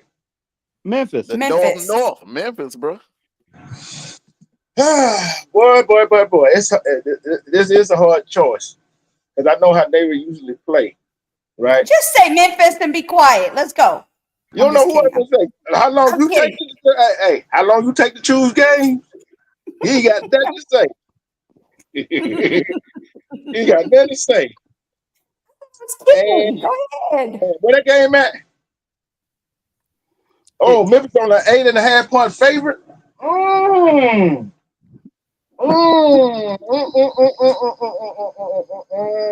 gonna go with Navy. I'm going Navy. Write it down. Write it down.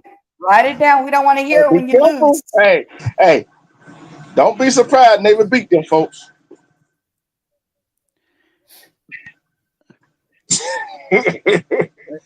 Man, that's my upset pick right there.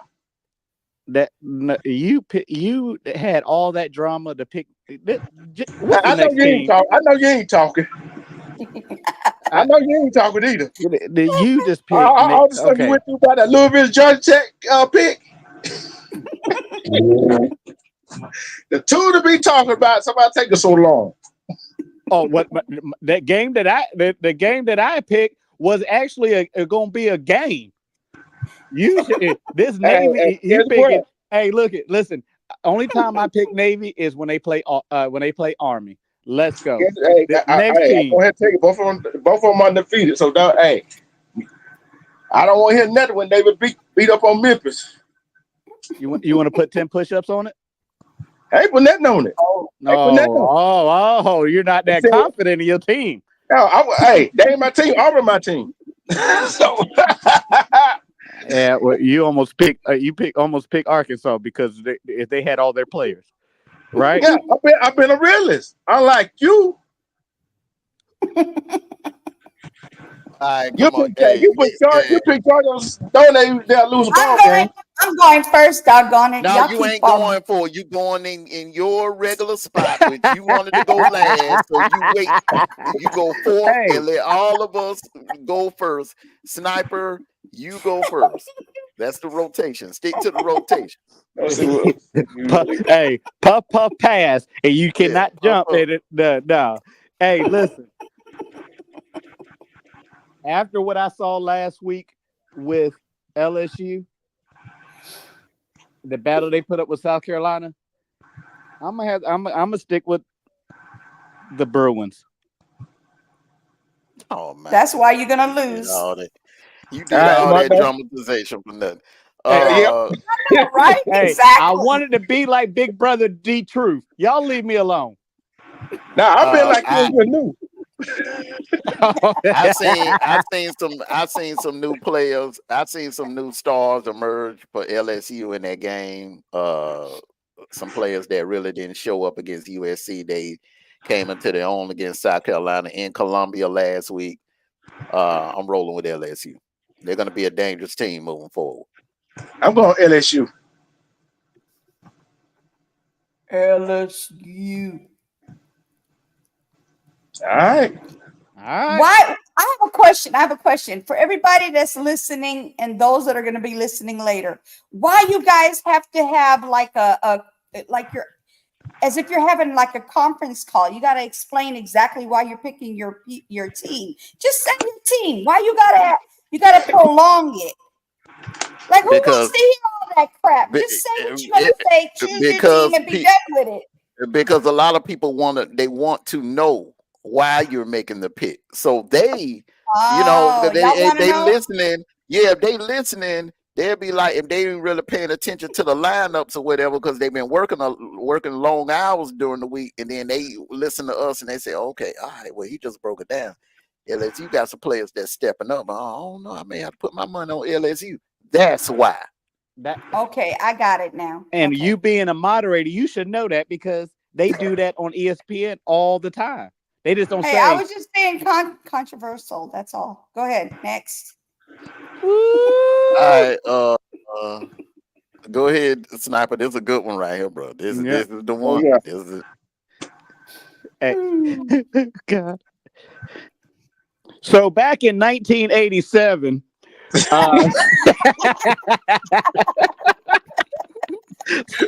Hey, all right, Armando. hey, real talk. We gonna pick them Utes. Them Utes. The Utes is going to. Hey, like I said, they got the Big 12 locked up. Armando. I'm sticking with my original pick, Oklahoma State. I think this is gone this year. I'm going with Utah.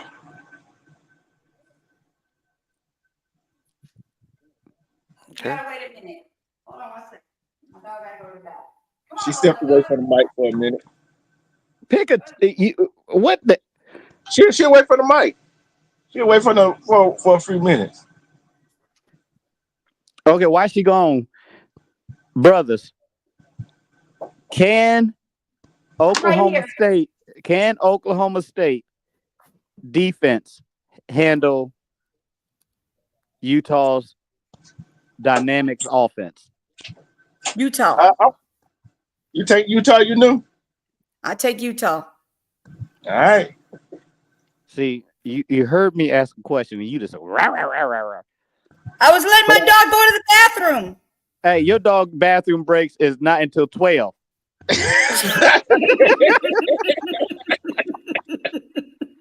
You tell her 77-year-old butts bladder hole, please. But y'all know something? I'm gonna tell y'all this right here. One game we split on the game.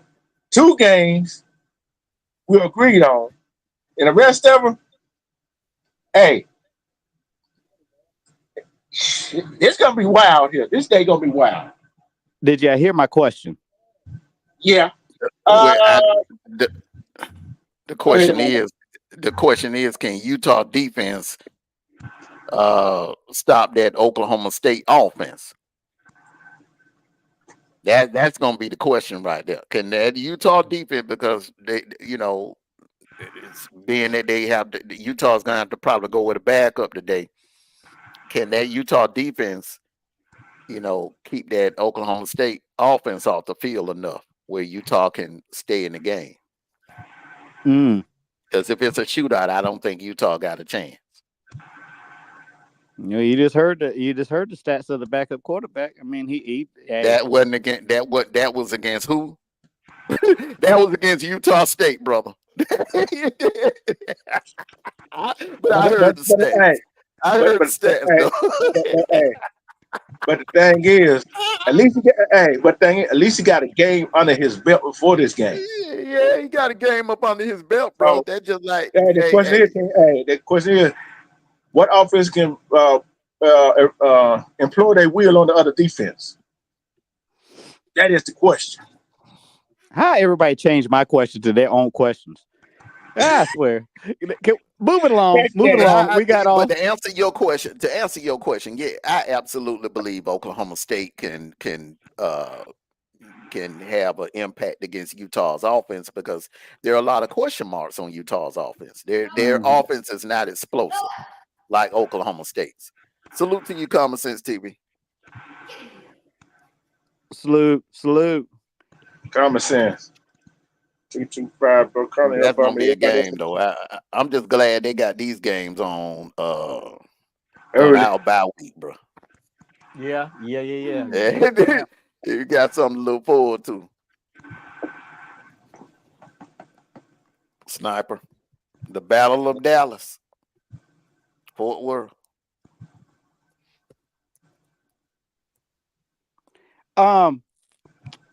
During my picks this weekend, I did pick SMU to win this game. I don't know. I forgot what the spread was. I don't feel like getting up and looking at it, but I got SMU. You have convinced me about the new SMU. TCU by 2 points.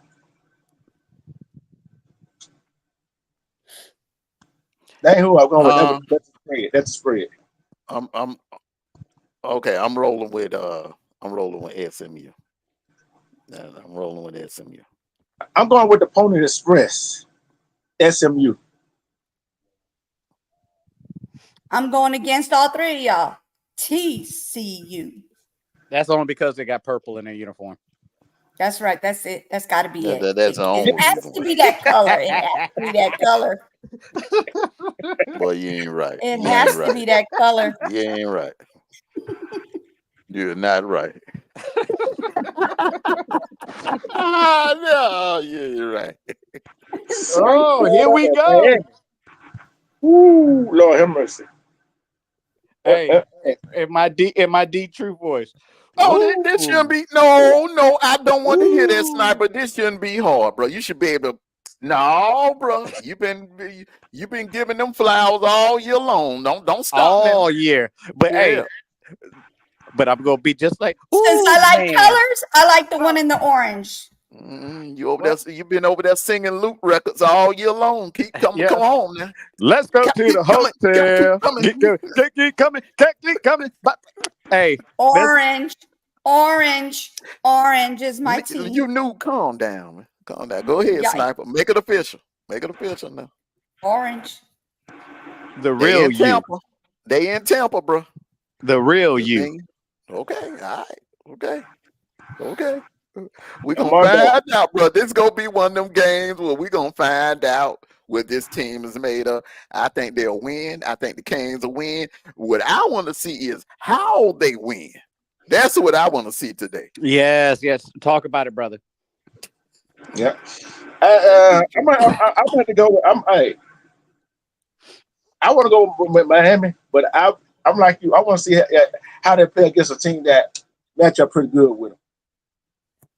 I'm going Miami. I want to see what I've been saying, how cool and collective their quarterback is.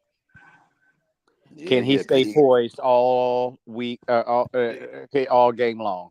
You better believe, because they coming after him just like they came after Caleb 2 weeks ago. They are coming after him, bro. You knew? That's at 7 o'clock. Right, she said I told you, orange, since I like colors. She going with Miami. You knew. There's a cipher going on, okay? And you got to said I like colors. I said orange. Well, you could have waited until your turn to say you like orange. Orange. All right, Sniper. Hey, bro. Look, and I just want to say this, y'all, to everybody. This looks easy, but this is easy as it look right here. Go ahead, because I've never seen a team that comes in undefeated that's underdog to a team that's winless. Go ahead. The Vegas must know something we don't know. Yeah, they must have, because I'm going with the way Cal played against Auburn, and just their body of work, not throwing no dashes, but it's their body of work. I'm going with Cal. Armando. California knows how to party. California. Yeah, man, I can't get over what they did to Auburn, bro. They did that to Auburn. They definitely gonna do that to Florida State. I got the Bears. But I'm looking at this way. I ain't looking at what Cal did to the Auburn. I ain't looking at what Cal did to anybody else. I'm looking at what Florida State had done lately. What they had done lately? Which is nothing. Nothing at all. I don't pick them. Hey, I picked against them last week. Guess what? The trend continues. I'm going Cal. All right, make it 4, Cal. We know you see that yellow in that color in the helmet that way. Yeah. Ooh, you got it going on up in here. Y'all just got some rolling going on up in here. Okay. Okay, Sniper. It's getting real, brother. It's getting real, brother. Hey, you know what? I picked against Colorado last week because we didn't think that Shedeur was playing. He fooled us all. He fooled us all. Yeah. Yep, he did. I haven't seen Baylor play. What is Baylor's rank right now? Can y'all? The Baylor ain't ranked. They ain't what's ranked. this? What's their record? Hold on. Baylor. 2-1, same as Colorado. Okay. All right. Ooh. Let's just be real. I'm going with Baylor. Armando.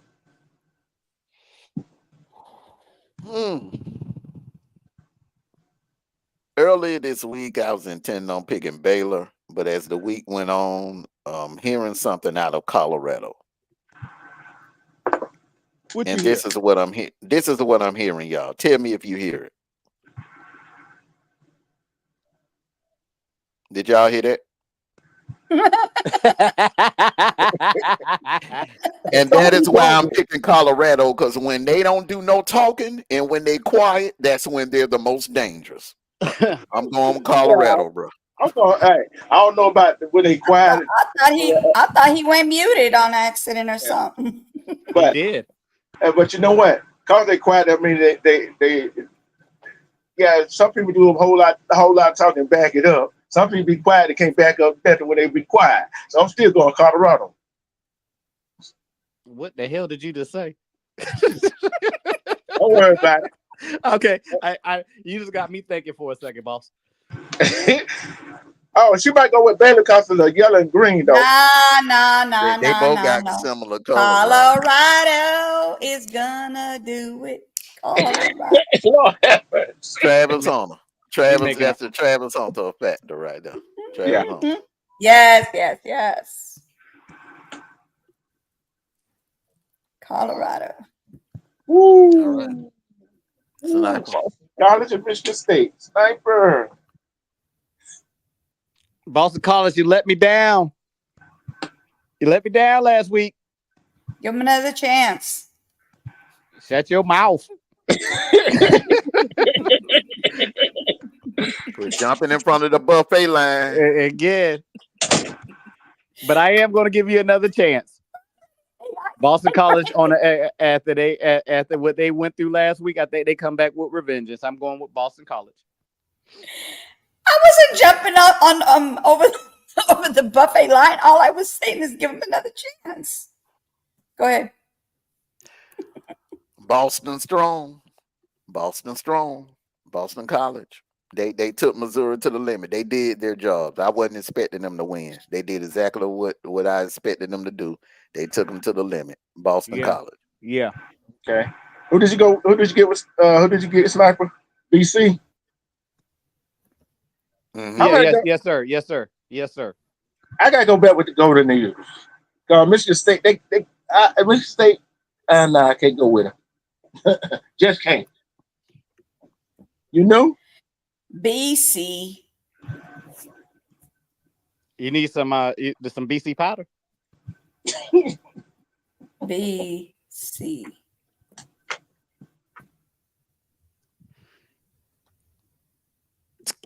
Y'all crazy. Okay. The main event of the evening. Tennessee versus Oklahoma. What time they play? If I'm not mistaken, I think like 7:45, something like that. They play tonight. And Main Norman. event in Norman. Tennessee got Under a the bright freshman light. quarterback, right? Mm-hmm. Can he handle the crowd? Can they handle the 12th man? I'm going with. Sorry, Tennessee fans. Y'all can hate me if you want. Give me that Oklahoma. Sooner Boomer. Well, you pulled a pump fake there, bro. I just knew you were finna roll with Tennessee. Now, after all the talk we done had for the last 2 weeks, you thought I was gonna pull Tennessee? No, I know you've been saying you want to see them play somebody.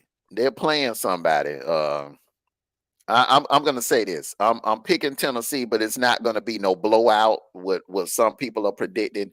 It ain't gonna be no outrageous, no 3-4. You're not going to Norman and doing that on Brent Venables' defense. Brent Venables is still a defensive guru. Tennessee will win, but it won't be because of the offense. It'll be because of their defense, in my opinion. Common sense and Agent Smith picked Tennessee. Hey, prove me wrong. Prove me wrong. D true. I'm going to say this right here. What you gonna say? Something is wrong when a visiting team going to Norman at nighttime and the whole team ain't favored. I'm going with Tennessee. Let go Vol. I'm just saying Rocket Top. I'm just saying Rocket Top. Watch this one. I hate you. I'm going with Tennessee. Oh, y'all leaving me on the island by myself? Yes. I even chose them on the in the poll. So yes, Tennessee. When you're underdog at home, there's something wrong. Mm-hmm.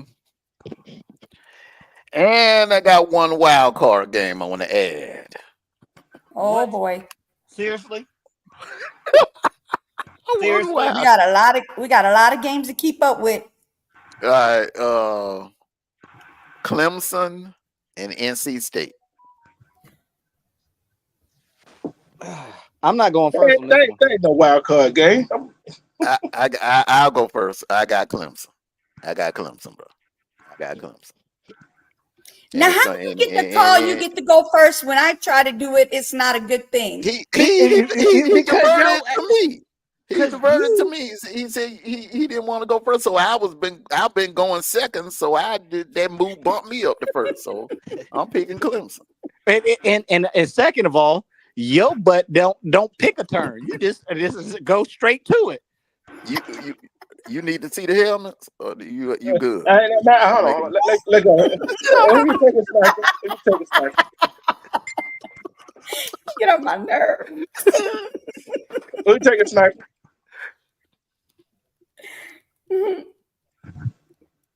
Common sense. They better than anybody y'all done played this year. Clemson is better than any team y'all done played this year, bro. And that's a fact. Who you got, sniper? Sniper, you knew it. It don't matter which one y'all two. Clemson. Go. You said anybody. You said you knew. Sniper. Where we get this moderator from?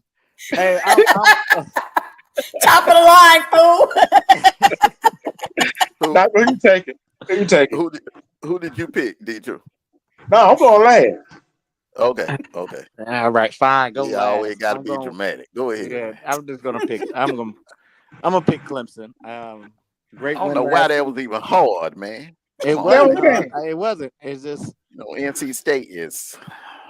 Yeah, it's a clean sweep. They need to get a hefty bag for NC State, bro, because they straight trash. But you know what?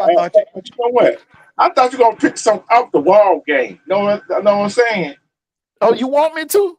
I thought you was going to pick Ohio State versus Marshall. No, not that game. No, bro. No. What We can bring what's your dog name? You knew what's the dog little doggy name? Lola. We could get Lola, bring Lola in here and ask her who gonna win between Ohio State and Marshall, and Lola could pick that game easily. Lola. Ready? All right, I got a Marshall. good one. I got a good one. I got a good one for you. I got a She good one look at for me you, crazy. Sniper. Since you saying that I picked the easy one, and okay, all right. I didn't say that, big bro. You I wouldn't didn't go say that, big there. bro. No. I didn't say I that, give you big one bro. to think about. I'll give you one to think about. Ooh, I don't like you. Kansas. Ooh, I don't like you.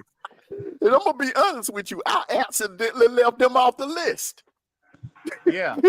Hey, this is gonna be a great game, but that's gonna be Kansas State all the way. Yep, Kansas. Yep. Not that one.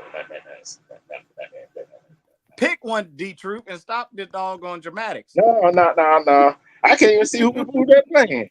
Kansas State and BYU. BYU and Kansas State. That's too easy, bro. Kansas State, bro. No, what you not about? That's too easy. I was talking about games. What I about to put out here. Kansas State, man, you finna put out LaGrange College versus Tuskegee Institute, man. You gonna put out damn teams that ain't nobody ever heard of, bro. Wait. Hey, come on, man. That's too easy. Who you got between North Carolina and you know what? We'll do it. I got one even better. Hold up, y'all. I got one even better. Wait, did everybody choose? Yeah, I got one everybody even said better. Kansas State. No, we're gonna do it like this. And how about let's raise the stakes, okay? Let this count for 3 points. Okay. 3 bonus points, okay? Mm-hmm. Oh, Jesus. Okay.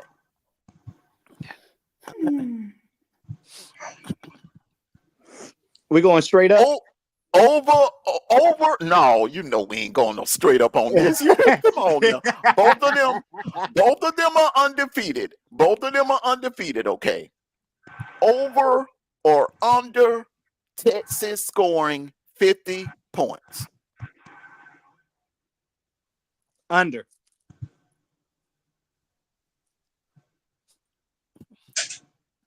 I got under.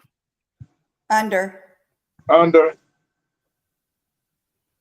right. Yeah, I want to throw HBCU off in there. Man, come on, bro. Ain't nobody really been studying. We'll do that. You know what? We will do that. I would do that one day next week, but they don't really have them on the ESPN.com. Yeah, but the night today's game would have got NCAA plus facing NC Central. You know what I'm saying? That's a rivalry game right there. But people don't know about it. Okay. Who's the quarterback for who? Common sense. What team are you asking about? Arch is the quarterback. Arch is the quarterback. Yours is out tonight. Agent Smith. I know you be playing the Bulls, Agent. So I'm letting you know Arch is starting and yours is out. Remember that. See, that's the reason why I said under, because he had a spectacular game last week, blah blah blah blah blah. But now everything is settled and he's the starting quarterback. How is he going to respond? That's the reason why I said under. I know they are playing Louisiana Monroe. All right, here goes another one. Remember this in that D2. This is for 3 point bonus right here too. Ohio State hosting Marshall. Over or under 40 points. Now, when you're just saying Ohio State scores over 40 points by himself? Ohio State score over 40 points. Under. Write that down. Under.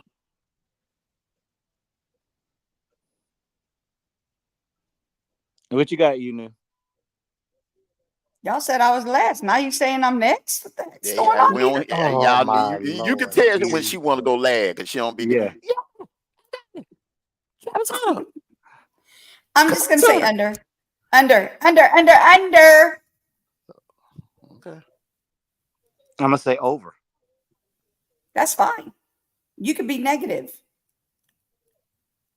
They had a bye week last week. They've been sitting around getting disrespected by the media, getting disrespected by everybody, getting highly disrespected by Sniper. So I know they watching and listening. Okay. And they are gonna come out and make a point in a statement today over 40 points today. Yeah, because Ohio State's listening to little old Sniper over here. You know what I'm saying? Y'all gonna stop. Y'all Negroes is gonna stop treating me like the youngest brother on the this group. Okay, y'all gonna start You treating me like a are. little brother around here. You been doing are this the trash. youngest. You've been doing this all day. Every time I You- say something, you like, nah, little brother, this is how it really gonna be. I'm not taking this trash no more from nobody. Hey, you know, what did you say? You said over or under? you know what? I'm gonna change my mind. I'm gonna go with agent and say over. Really? Armando, you said Yeah. under. You said under, right? I said No, over. he said over.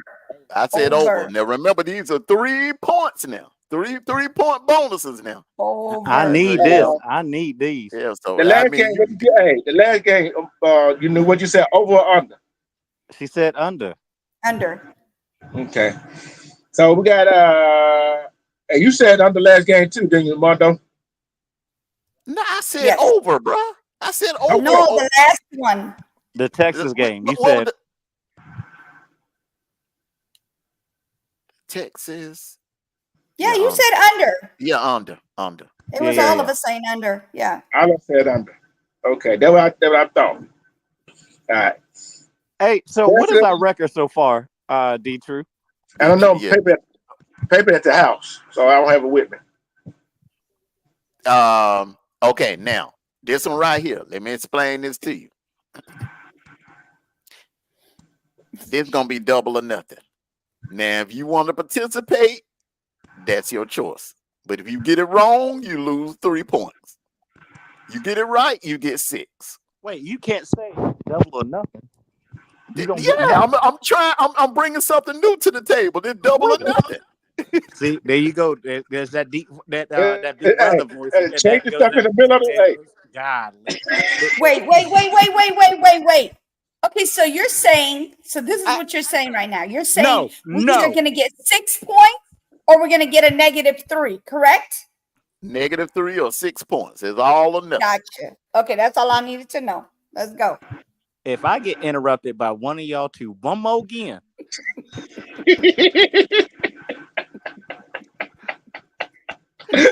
Ooh, Lord have mercy. Y'all are stop treating me like this. Y'all the chat, y'all hear this? They go, stop treating me like this. Well, then stop breathing so long. You take them breaks. No, I was in the middle of talking and you no. Wait. I'm tired of it. I'm tired of this. The Great Dane and the Chihuahua always interrupt me. Okay, go ahead. What you gonna say? What's the point spread that you're giving us, Armando? No, it's NC State scores over 20 points. Scores over 20 points? Mm-hmm. Over or under 20? I'm saying over. They're going to get 21. NC State, they're going to get 21. You knew you can go last on this one, okay? I'll be damned. I'll be damned. Because I'm giving you a chance to think a little hard. If you want to take a chance or don't touch it. Wait, you know what? She doesn't take chance. You wait till everybody else answer, then she answer. That's not true. I've been trying to answer. Y'all keep last. I'm gonna say under. Over and under the bridge. Let's go. Mondo, Since you want to go last, you knew to go last, it's on you. So wait, okay. So Sniper said over. I D-Truth, said under. you said under. You knew you said what under? No, she ain't said that. You told her to go No, last. you said I'm last. Okay. I'm last. You said I'm last. I You go ahead tried. and go. You said I I'm tried to last. be slick. Yes, you are trying to be slick. You've been caught. Boy, I'm that's just the seeing right catch you slipping in that time. hey. That was the smoothest play I ever heard in my life, right there, bro. It That didn't was work, so boy. smooth. It's smooth, but not good God, because he didn't get away with it. man. Oh man. Oh, I got a pretty nice lead on y'all anyway. I could take a chance with this one. But you better realize this don't go in the record. Don't you know that, right? No, Win yeah, loss but it record. deduct points. It deduct It points ain't no from you points though. in the win loss. Ain't no win loss. Ain't no points in win loss record. Yeah, but listen, like if one of us got 18, the points can deduct. That's why I waited last to do this, bro. No, it don't It work that way. No, it don't work that way. It don't work that way. Win or loss is a win or loss. So Win or loss is a win or loss. basically, what he's saying is like this right here, D-Truth. And think it's about like what he's gambling, saying. bro. When It's like gambling, bro. When We're trying to make it fun, bro. You ain't got to be so Poindexter about everything. We're just trying to make it fun, a little He fun. said Poindexter. I'm saying, man, yeah, come on, bro. Take the stick out your behind and have some fun, bro. Shit. He said Poindexter. See, It's like going to a casino, bro. It's like going to a casino. It's like going to a casino, bro. You know what he did, right? He didn't say he's gonna be deducted for your win loss record. You notice that, right? No, it's like this right here. Hold on. If you watch ESPN, they always have a point system at the end of the win and loss point system, right? So right now he's 15-3 or something like that. So if he loses, he's gonna be 12-3. Yeah. Come on up, Common Sense. I got something for you when you come up here. It's gonna deduct from your winning column. Come on up here, Common. Mr. Common Sense, come on up. Hold on, I'm trying to drop the link for him. You better realize you're not keeping up with it. I'm trying to keep up with it. Well, that's right. Well, give me it, and I'll put it on the spreadsheet, and I can keep up with it. How about that? Send it to me. How many times you gonna put the link in the chat? Okay, let me go ahead and make my pick. That Clemson defense is no joke. I'm gonna say under. Common Sense, you could answer for me when you get up here. Man, just answer the damn question. Now you got to answer before Common Sense. See, you trying to be slick now. You got to go. If Common Sense comes up, he goes after you. Oh my gosh. There the link is Common Sense. All right, over. She just saying that because I said it. Yeah, that's not right. That's not exactly why, but yeah, over. All right, look, want to do something a little different. Y'all want to do some NFL games? Let's go. Hold on. You take it forever, Common Sense. What's going on? Wait. Oh, okay. We in week 3. Week 3 schedule. Okay. Hey, I'm telling you right now, y'all. This week 3 has made us feisty as hell. I'm going to tell y'all that off the rip. Week 3 we done got into it on many occasions, and this has never happened in the last 4 weeks. We'll do 2. Y'all want to do 2 or 3 in the NFL? Do 3 to make it 3. Okay, so we'll do this one. We'll do the Cowboys, Ravens, and we'll do the Cowboys and the Chiefs. Okay. What? The Cowboys and the Chiefs? I mean, I'm sorry, the Cowboys and the Ravens and the Falcons and the Chiefs. My bad. Oh, Lord have mercy. That's where Ed should have been around right now. He been asking for some NFL talk. We've been doing some NFL talk now. Yeah, we got 30 minutes. Mm-hmm. Hey, this is gonna be a hard one because I know Philly is mad. They lost to the Falcons, but the Saints is on a high because they beat the Jesus out of doggone the Cowboys. So that energy is going to be matched. But I'm going to pick the Aints. They ain't called the Aints, they called the Saints. Don't be disrespecting my home team, sir. Just be happy I picked the. You know what? We'll talk offline because I ain't gonna be up here getting my blood pressure high because you tell me what to say. I said what I said and I meant it. And my D Truth and you new voice. The Oh, Lord Superdome have is gonna mercy. be the Superdome is gonna be rocking. You know how it is in games like this, bro. They come out, they show up and they show out for their Saints. Yeah. The No Limit Soldiers. I'm rolling with the Saints. Nah. Let's go. The truth. Wake up. True. No, I had to go to the bathroom. Shoot. And I went. This brother right here. Shoot. You watched He me? went and he dropped some Aints in the toilet. There you go. Well, Wade Philadelphia play. Hey, Wade Philadelphia coaches will play calling last week against Atlanta. I can't trust the play calling Philadelphia coaches, defense or offense. I'm going New Orleans. The Saints as well. Who you taking, Listen, Sniper? What? Who did you take? Everybody Saints. I said the Aints. No, he said Saints. I said Aints. He said Saints. Now listen. Now you listen. No, you listen. Now you listen. Now, hey, watch. Hey, listen. I think that, and it's hard to pick the Aints on this game because Dallas is who they are. They're just trash. Yeah. Jacksonville Accident waiting to happen. Baltimore. Yep. Defense travels, and they're gonna travel into AT&T Stadium and shut down them overrated Cowboys. I got the Ravens. Ravens. We know why I'm picking the Ravens. It's a clean sweep. It's a clean sweep. We pick them because they purple. It's a clean sweep. Hey,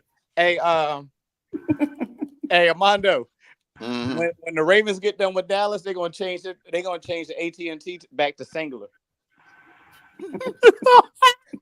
That's a good one. That's a good one right there. What was the first game? Remember that one. Oh, Lord have mercy. I gotta remember that next time I'm arguing with a Cowboy fan. For real.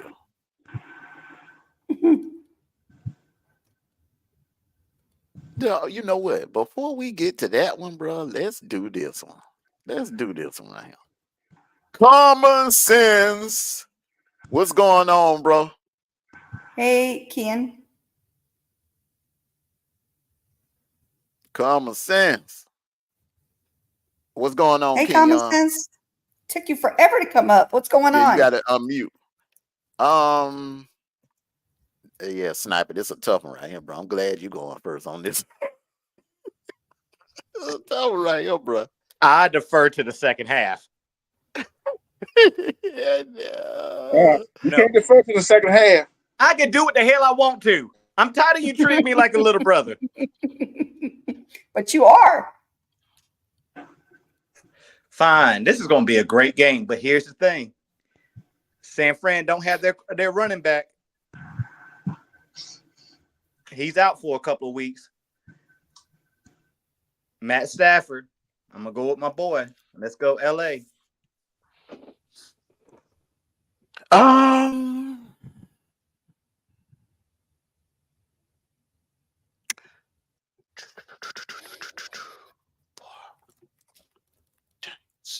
Sniper. You just made it hard.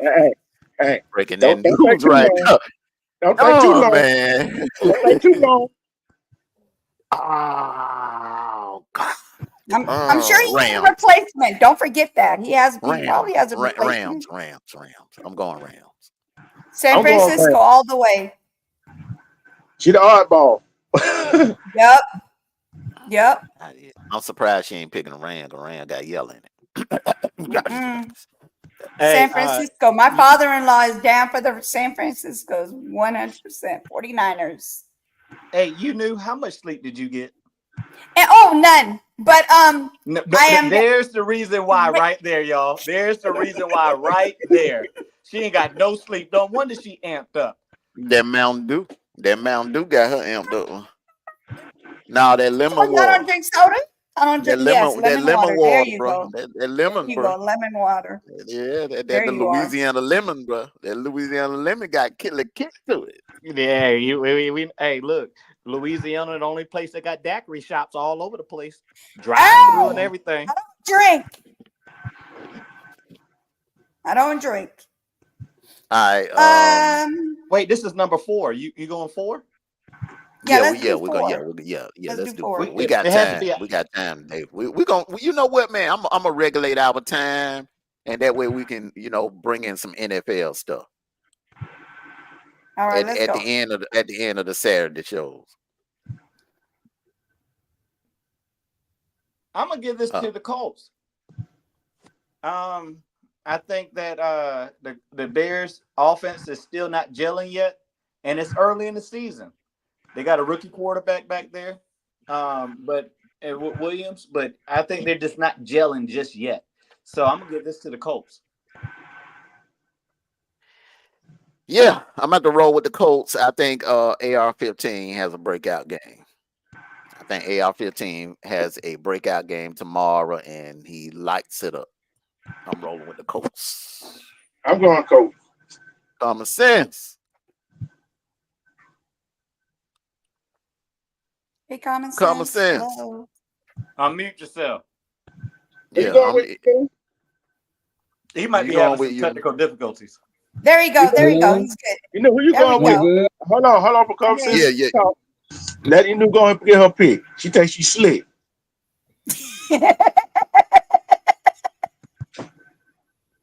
Oh, Jesus Christ. Why am I always getting picked on? Colts. Okay. I'm about to say I don't want to why so hard. Okay, common sense. What's going on, bro? Not much. I'm good. All right. Who you got here, man? The Bears and the Colts, bro. They both trash, but I might go with the Bears because they need to win. The Colts are 0-2 and the Bears 1-1, man. I just think the momentum is gonna be in Lucas Oil Stadium with them Colts. Yeah, but I don't think Hamilton is good as they think that he is. Okay. Now there's some right here. It's gonna be an interesting game. The Commanders won last week. Can they make it 2 weeks in a row? Cincinnati is 0-2. They're at home. It's a tough one, man. It's not that tough, bro. Bengals. Hello, Willie. Barely. Okay, I'm gonna start again. The Bengals barely lost to the Chiefs last week. They had them on the ropes all game long, and if it wasn't for a field goal, it was a done deal. But I'm gonna go with the Bengals. They Joe Burrow's, he's looking good. He's feeling good. I never put nothing past old Joe.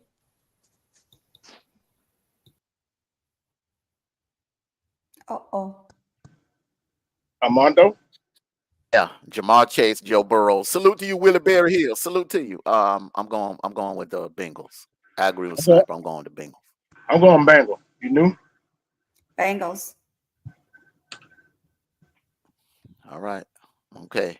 2, 3, 4. That's 5. And now the Sunday night game. The Sunday night game of the week. Oh wait, hey Armando. Hmm? Is there not 2 Monday night games this weekend? I don't know. I think it You know, is. I don't really do the NFL like that. I'm gonna start getting more into it because we're gonna start making some NFL picks.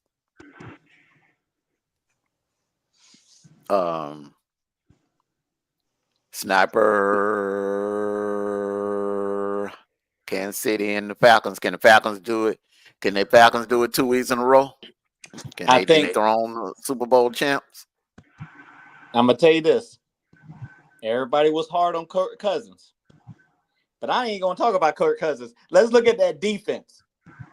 That defense is who, or as of today, is who they say they were. They are growing. They're gelling. They're surrounding the ball like the Falcons are old. We are going. I think we're gonna get this win and smother whatever. What's the dude's name? Oh my God, I just had it. But yes, I think the Falcons are gonna win this game. They're gonna go. They'll be 2-1 Sunday night.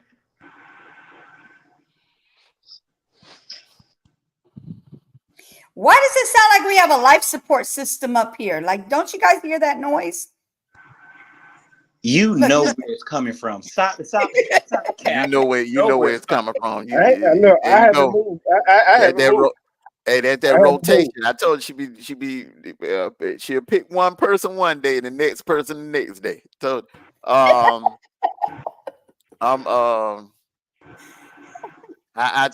just think them Falcons, their defense, man, is no joke. Kansas City been getting hit with injuries, man. I think the Falcons are catching the Kansas City Chiefs at the perfect time. If it's in the best, they're catching them at the best time. The Falcons. I got the Falcons in the upset. I'm gonna look at it this way. I'm going to Atlanta. Tell you why. Way Bijan Robinson been running. Kansas City got to deal with that, and plus where he running, they're gonna keep Kansas City Chiefs offense off the field, and the defense gonna step up once again. I'm going Falcons.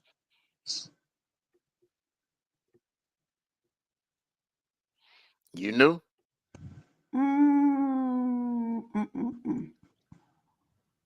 Chiefs. Yes, sir. That's what I like to hear. So everybody except her pitched the Chief, huh? Hey, this is the question that No, I have. everybody except her picked the Falcons. She picked the Chiefs. You know I meant that when I said that. Yeah. Hey, I see. Because in them Saints fans, you ain't supposed to be picking no Falcons. They revoke your Saints card. You come pick I don't know nothing about that. I'm picking Kansas. Period. Y'all keep talking bad about them. They're gonna wear y'all butts out. We'll wait and see about that. We ain't talking bad about them. I mean, they've been hit by injuries. That's a fact. Yeah, they're a good team. Now we just catching them at the right time. Yeah, but that doesn't mean the Falcons ain't gonna start twisting their ankles. You gonna shut your mouth right now? Hey, question for you, for everybody on the panel. Now, y'all watched y'all watched a football game professionally this year, correct? Have you? Yes. Mm-hmm. How do y'all feel about the new kickoff? I mean, man, I wish they'd have left it the way it was. I don't like college. I can understand you trying to change things around, man. But when you start messing with the NFL, man, and changing things from what we knew as we grew up, loving the sport and whatever, man, you're just messing with it too much. They messing with the NFL too damn much, man. Yeah. I don't really like it. I don't like it because they're changing the way football is being played. I think it's gonna cut down on injuries. That's why they changed. They need to leave everything alone except for those helmets, because they do need to change. They need to keep. I was looking at the new helmets that they're putting in. I don't know if they started implementing them or not, but they're going to be amazing for the concussions, to keep down the concussions, y'all. That's not new, and that's not really new helmets.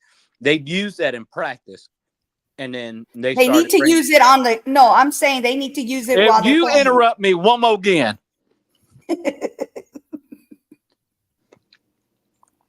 If you go correct me one more again. I'm just letting you know that's what it started off was. They're not new helmets. They're just a padding they put over the helmet. I know, but they need to do it where they're actually while they're playing, because these guys are getting concussions because of all these hits. So I feel like they need to do better with the helmets. Everything else needs to be left the heck alone. Ain't nothing really you can do with about the helmets, because that's just like if two people are in combat and they hit, like two boxers, and they accidentally headbutt each other, somebody gonna draw blood. So if you got a helmet on, really ain't gonna make much of a difference. It just the nature of the beast. It just that. Can't they construct them better? Huh?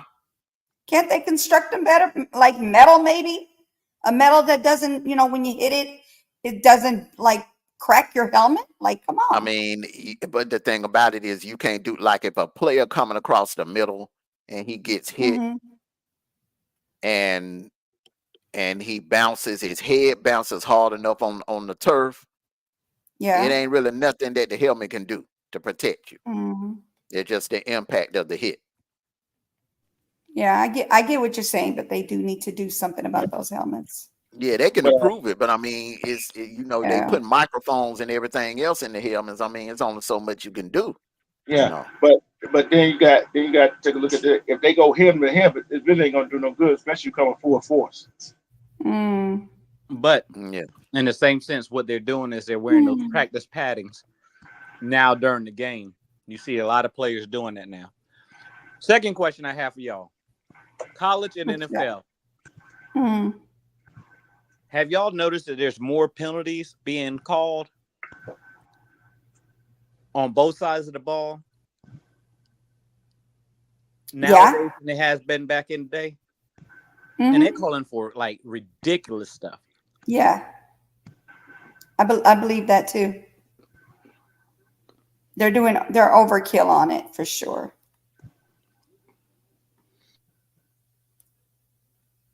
Yeah, but they try to cut that.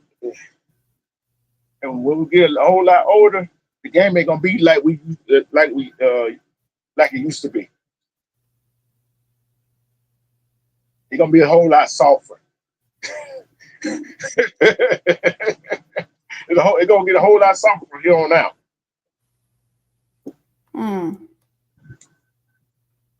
Armando, what do you think about that?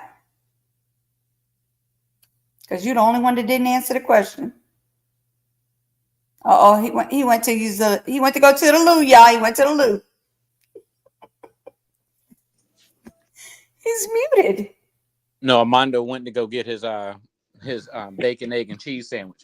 Yeah, he went to get something to eat. Yeah, he went to go get some chips. I had to take a call because I figured y'all normally go long-winded in these discussions. And I figured y'all gonna go long-winded enough for me to take a call real quick. No, you're more long-winded than the rest of us. Go ahead. What you got? No, you long-winded than all of them. No. Nope. Yes, you are. Nope. Armando, big bro, I'm gonna have to tell you. You get that, like I said, you give history lessons, bro.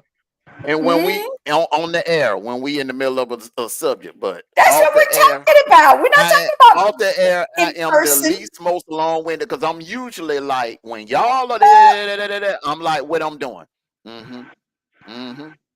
We're not talking about two or three things here. We're talking about now here. I'm doing 2 or 3 things at the same time while I'm listening to y'all debate and going back and forth. I'm like, Little John. Do you see how he's being defensive? You know why? Because he knows it's true that he does this every time we're online. I said on the air, I can be long-winded. You know what I'm saying? Yeah.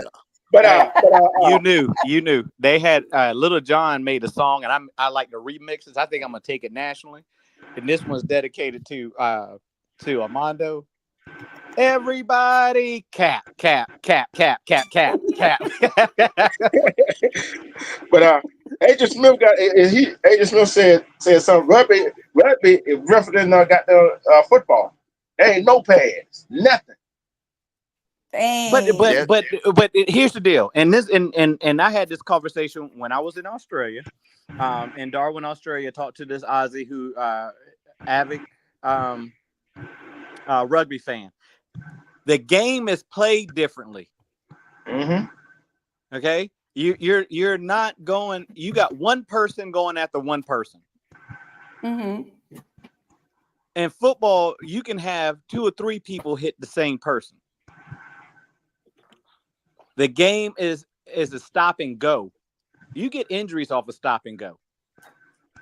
Rugby is straightforward. That's like saying now if he had said that one league, that no pad league, football league that they got, the tackle league with no pads, that would be a different story. But they still have their injuries. You can't compare rugby to American football. But what I was saying is, I know Agent's gonna say it, no helmet, no pad at all. I don't. It may be different. It's different, but they ain't got no protection at all. We That's know not that. good. We know that. But So, the thing is, they ain't look. They ain't changed that game yet. But they always try to change the how foot try to make it safe and try to. I'm put it like this: football gets soft. okay, so It gets soft. to say something that says about this, let's compare grown man football to when people play in their backyard. You got padding on. You're trying to you feel you go a little bit harder with padding on than you do without padding on. Now the league I was talking about that is on that the league I was talking about, the tackle league that don't have no pads at all besides the compression pads. That's a little bit different. But think about it, when you play football out in your backyard, even as a young adult, you wasn't trying to kill somebody. I was. Shut your mouth. I was. Shoot. Shoot. When we played tackle football, we played tackle football like it was college and NFL. It wasn't on that soft. I'm just gonna hit you and lay you down. No, it wasn't none of that. Yeah. Yeah, I know what I'm talking about. We didn't play none of that. Shoot, you got tackled, and you know you got tackled. But we had to take that. We couldn't do that in no backyard. We had to take that to that field over there in Pinecrest. Yeah. Because So if somebody parent looked out that window and saw us playing the way we played over there in that field, oh, bro, everybody was got in trouble. Everybody was got in trouble. hey, Agent said backyard football. Oh, I'm throwing you. Yeah, we played dirty at that when we Yeah, now in somebody's backyard. Now we played by the rules, but when we took it to that field, we played dirty. yeah. But I tell you, half of that field was concrete. Agent, oh we know well. what you're talking about. Hey, Martin, go home with Yeah. straight. What happened to you, man? Hold up, common sense. Hold on now. Hold on, common sense. Hey, I know I love my Falcons, but hey, B-John's been doing his thing. Yep. And and I haven't seen that much production out of him. this year.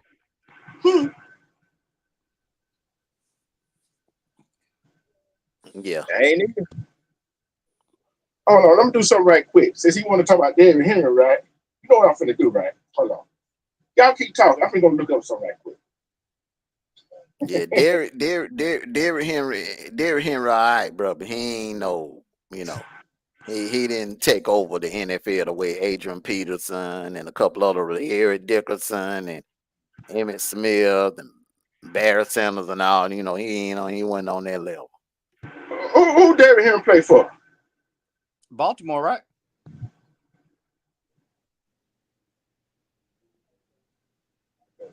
Didn't he get traded to the Baltimore? No. Mhm. Okay. Yeah, Willie Berry here. Yes, exactly. He kind of fallen off. He ain't what it was when he was with the Titans, bro.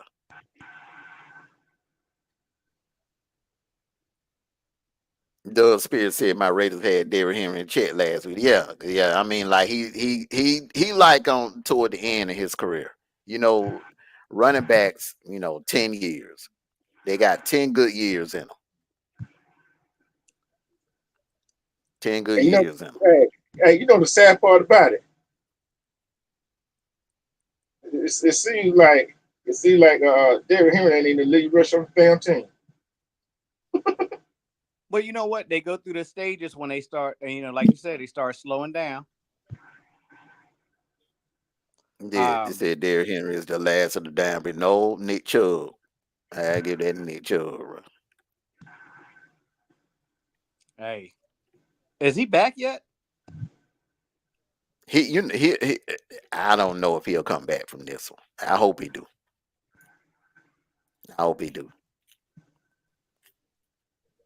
So in the last 10 years, I'm gonna stop at 10 years. When it comes to running backs, who has been a bust? Was a great college running back, but a bust in the NFL. Leonard Fournette. Yeah, I agree with that one. The hype that he had coming out of college, bro, he underachieved, in my opinion, bro. Yeah. Leonard I was going to Fournette, go deeper than that. Hey, y'all want to know something funny about that is? Why did Jamarcus Russell go to college? Answer that question. You knew. And why did Leonard Fournette go to college? Get with me. Oh my Lord! Just answer the question. Hey, you know what? Jamarcus Russell had a bad deal. I ain't gonna let you. Back in the day, the Raiders could not hold a quarterback. Cannot keep a quarterback. I don't want to hear that BS, bro. No, that dude did not apply himself, man. He got that money. He got that signing bonus, sniper. The man did not. He did not hit the gym. I mean, come on. He let himself go. Number one, he didn't hit the gym. He didn't watch no films. He didn't read no playbooks, bro. He was just living off his God-given talent, man. And he had God-given talent. I think if he went to a different team. Well, I do think if he went to a different team, it probably would have been a little bit better for him. A coach that somebody who would have stayed in his butt. Because like Gruden was with gone Marvin by then, Lewis right? at Cincinnati or Seattle, up in Minnesota. You think he would have had a better career maybe with the Rivera guy when he was in Carolina? I think he would have. Because when it comes to quarterbacks, you got to have the right coach. And I think coaching, the transfer to the league, coaching is more than schemes.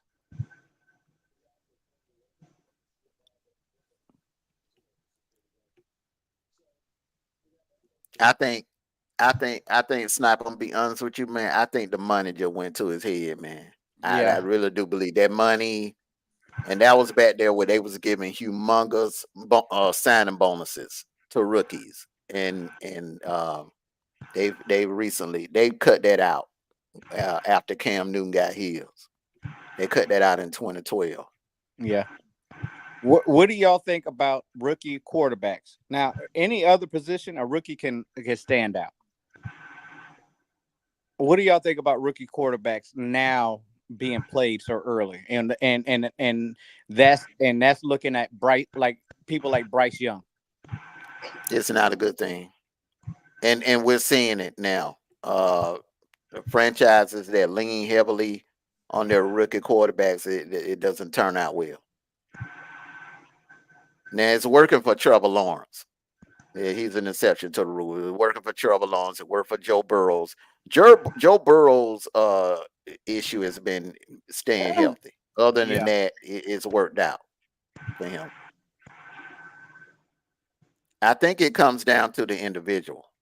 You got some quarterbacks that are they are great. They're elite in college, but let me do something real quick. What's the name of the person that you were saying, Sniper? Who? Jamarcus Russell, is that who you asked about? Yeah. LSU. That was like 30.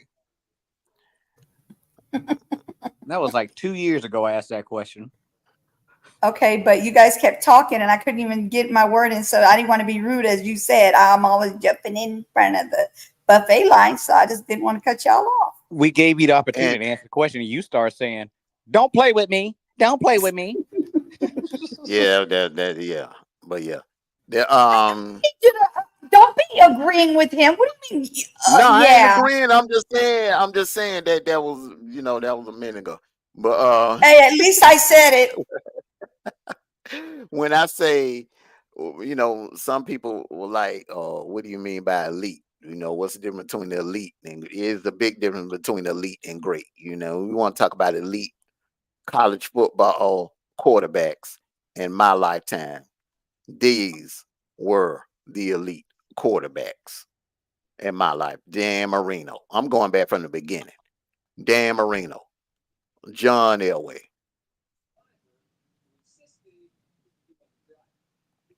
Danny Warfel, which it didn't work out in the NFL, but he was elite in college.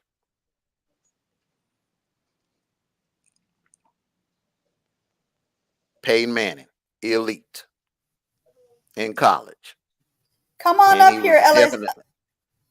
Come up here, common sense. Vince Come up Young. here, common sense. Vince Young was elite. He was elite in college. Troy Smith was elite. He won by the biggest margin Heisman in 2006. By the biggest. Cam Newton, that he was elite in college. It's a difference between great and elite. That's what I try to explain to people. Jameis Winston was elite in college. Deshaun Watson was elite in college. This is what I mean by elite. That was just Baker Mayfield was elite. Could beat you many different ways. He was elite. You love him or hate him, he was elite. Joe Burrows, definitely, in my opinion, probably the greatest college football quarterback of all times. He could beat you in so many different ways. LSU.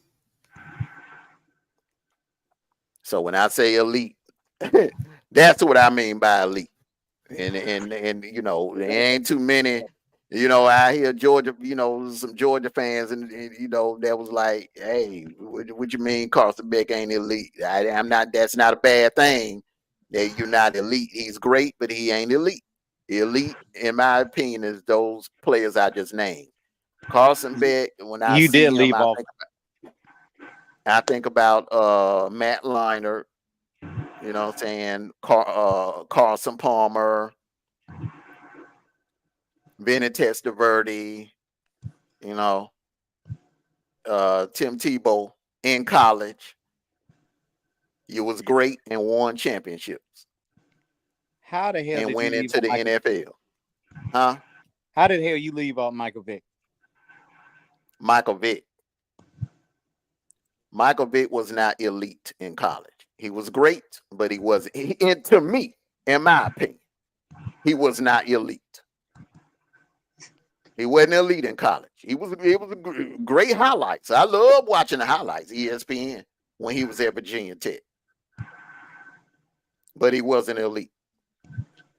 He wasn't even elite in the NFL. He was a highlight. He was a highlight reel, but he wasn't elite. Now we found out in those 2 NFC championship games.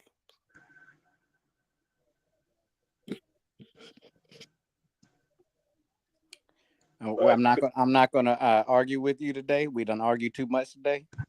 Your difference between elite, you will crown just about anybody elite. You'll put that tag on just about anybody. Stop. I ain't finna give you that tag of elite. Elite means that a defensive coordinator, you giving them nightmares. They fear you. And no defensive coordinator feared Michael Vick. They knew they knew the blueprint. They knew the blueprint. You bring pressure to his right side. You bring pressure to his weak side. Force him, because he was left-handed, you force him to roll to the right. What do you think about Warren Moon? What about Warren Moon? Another thing you got to do with Michael Vick. Don't let him get outside. Warren Moon became elite. He became elite. He was elite in the NFL. I didn't get a chance to see, I just went back from the time. I didn't start watching college football till maybe 80, 81. Warren Moon came along in the late 70s when he was at Washington. So I didn't get a chance to see him play at Washington. But when he went to Houston, that brother was elite. Now that's elite. But what I'm saying, Michael Vick, you're right about pressure to come from the right side, but at the same time, you got to keep him inside the pocket. Don't let him get outside the tackle. That way he hurt you at. He can throw what for? Yeah. You know what? Let him get outside that tackle you want to and lose containment. You done. No, he can't throw dimes all over the field. Didn't nobody say he couldn't throw. All right, he can throw, but he couldn't hit him. He wasn't a passer that Warren Moon is. Now you may like I said, your definition of elite is different from mine. Warren Moon passing skills was elite. Michael Vick's what? Now I'm a Falcon fan. I love Michael Vick. I'm a huge Michael Vick fan. Had his jerseys, had his Nikes. I mean, the Michael Vick experience, I was all in. But there were some passes that he could not make down the field. There were some passes he could not make. There were ways that you could stop him. And in Philly, in the NFC Championship game, and when in Tampa, they was able to expose that. But I don't know about you, y'all men and ladies up here. He was better than Matt Ryan, in my opinion. He was better than Matt Ryan. Better than Matt Ryan. I'm not even gonna go. I ain't even gonna say you're better than Matt Ryan. Man, Matt Ryan. Tell the reason why. Michael Vick didn't win had winning season back to back. And you know something else, Michael Vick did not have the athletes around him and the talent around him that Matt Ryan had. Michael Vick did more with less than Matt Ryan did. Michael Vick did not Michael Vick did not have no Julio Jones. Michael Vick did not have no damn Ryder White in his prime. He had Ryder White fresh out of UAB when he couldn't catch a beach ball during that time. He didn't have the Ryder White that was going to the Pro Bowls and stuff like Matt Ryan had. He didn't have no Julio Jones. He didn't have no Tony Gonzalez. Michael Vick never had that kind of talent on the team with him. I'm gonna go ahead and say this right here. Since you want to bring that up, nobody could catch Michael Vick ball. He threw him too hard. Only two people on that team could catch his ball.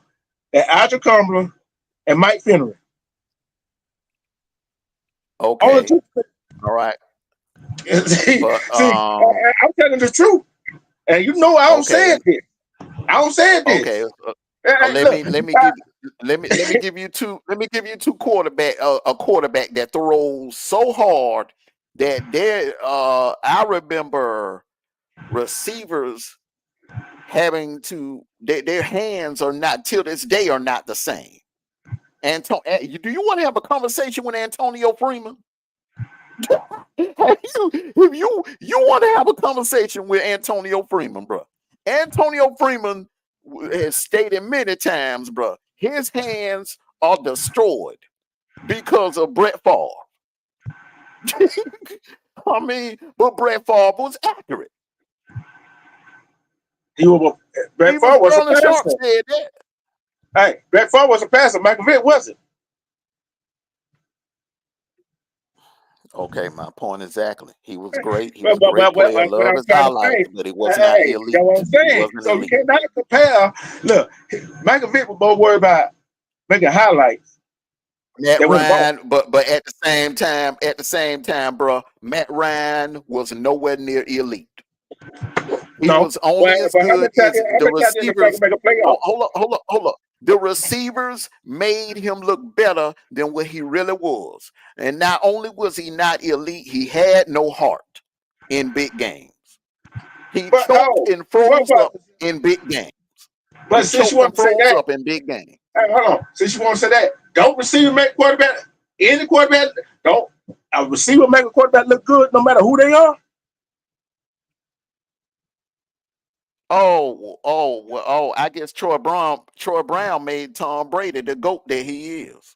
Look at Danny Amendola made Tom Brady the quarterback that he is today, huh?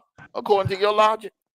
Now, according to your logic, the quarterback make them sales. According to your logic, quarterback do not make them sales. Quarterback do not make them sales. Receiver make them. See, the bottom line is, bro. If it was for the quarterbacks, if it wasn't for the receivers, how the hell the quarterback gonna look good? Okay, well that's your opinion, bro. Matt Ryan,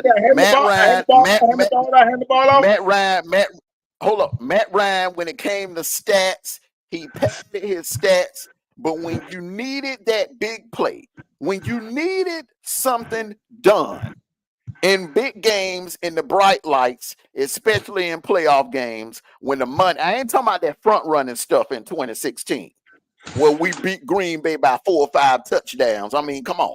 Hell, that ain't,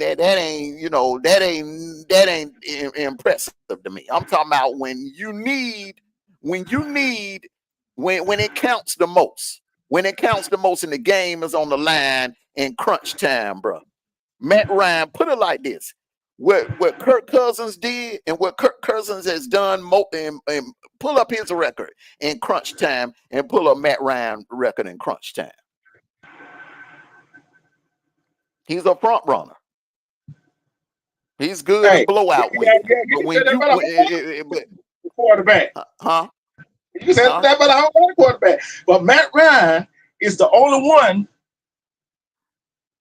Now take away from McVick did had back-to-back winning season. Because he was on a better roster defense. That's what y'all Matt Ryan fans. Y'all don't acknowledge the fact that the man had better talent around him than any other Falcons quarterback in franchise history. He had the better talent around him, even to this day. When Matt Ryan was the quarterback, off the blank, he broke the bank. Off the bank, spent money and put talent and kept talent around him consistently. From Roddy White to Julio freaking Jones, Tony Gonzalez, Mohamed Sanu, Calvin Ridley, he always put talent around Matt Ryan. But you got to look at Michael Vick never had no receivers like that to throw to. Come on, who fault is that? But you got to look who the GM was too. He ain't the owner. He ain't the owner, bro. He don't own the team. He's the quarterback. He don't own the team. Can you imagine what Michael Vick could have did if he'd have had Julio and Tony Gonzalez at the same damn time? Can you imagine? Can you imagine, Sniper? I can only imagine. Why are you in my head? You want to compare comeback? You want to compare comeback? Kirk Cousins, Matt Ryan. Matt Ryan had 38, and Kirk Cousins only got 29. Well, 39 in playoff games. That's total. Comeback wins in playoff games, sir. What did I just say? What did I just say? Who's done it on the playoff level? I ain't talking about in no meaningless regular season game. I'm See, talking about on the playoff level. he do not want to hear the stats. That's the No, stat. you That's don't want to true. hear the truth. You don't want to That's hear the football. truth. You don't want to hear You the don't want to truth. hear the truth. That Go look it up. bottom line is, dog. Bottom line, looked it up. you defended can't that run dude. from the truth. With the truth. You defended that dude. You defended that dude. The dude is a choke artist. The dude was a choke artist, bro. And I said it, and I kept telling you during that time, the Falcons ain't winning no dang freaking Super Bowl with no Matt Ryan, bro. I told you that. That dude couldn't You play can't for 4 handle the years in truth. Atlanta. They wasn't never winning no Super Bowl with no Matt But Ryan, I'm bro. trying He a to tell choke you, artist. He ain't got the heart. But you He ain't got don't the want to heart. hear He's the a truth choke artist. what the comeback win. Kirk Cousins got 29, right? Okay. That's all he got. 29. Okay, that's all he got. And Matt Ryan got 38. Man, Matt Ryan didn't do it when we needed him to do it. He didn't do it when he needed it. He had that one lucky play against Seattle in the 2012 playoff game. And that was more. That was more thanks to Michael Jenkins making a hell of a catch on that play. That was more thanks to Michael Jenkins making a hell of a darn catch on that play. What did you just say? Repeat that again. You just proved my point. Michael Vick didn't even have no Michael Jenkins. Michael Vick didn't even have no receiver on Michael Jenkins level, bro. But thing is, Michael Vick did do the thing Matt Ryan did. Matt Ryan did things before the quarterbacks came in. And look at this coach that Michael Vick had too. That's a difference too in the coaches. You gotta look at that too. He got a decision who to draft, who not to draft. So you can't blame that on Arthur Blank. It's everybody in that front office fault. That's in the football team. And I still say, if it was for some of these receivers they quarterback have, okay, they got them or not. If they don't make plays, the quarterback don't look good. And I'm gonna say this: the Falcons. I'm gonna say the Falcons never had an elite quarterback in franchise history, in my opinion. And I've done research. I'm going back to even the days before I was born, and I look at the stats. I look at some old tapes. We've never, ever had an elite quarterback in franchise history. But the only thing close to elite that the Falcons has ever had at quarterback is Michael Vick. In my opinion. That's my opinion. Michael Vick is the best quarterback the Falcons ever had. Matt Ryan was just a stat man.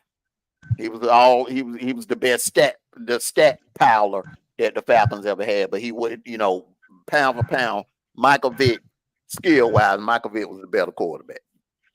In my opinion. He was a highlight for you. That's all he was. When I look at it, a quarterback. You stealing my talking point. Stealing my talking point, using against me. No. I'm telling you why I said that. He a highlight for you. Yeah, granted. What he did give me so granted. Yes. Yeah. So what quarterback, running back, and receiver don't stat they stats?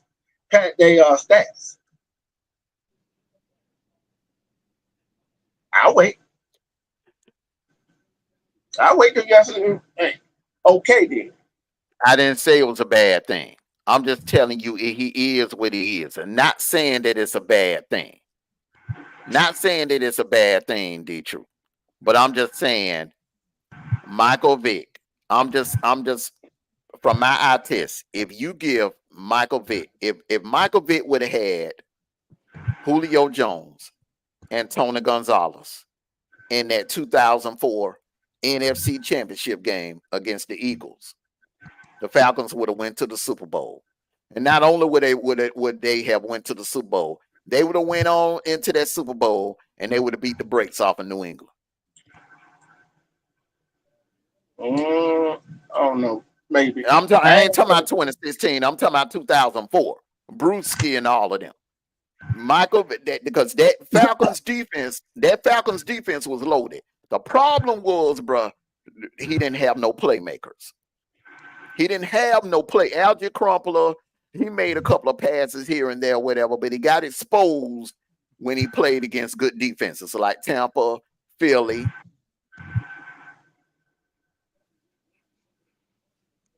And when the Saints became the Saints, he started getting exposed, bro.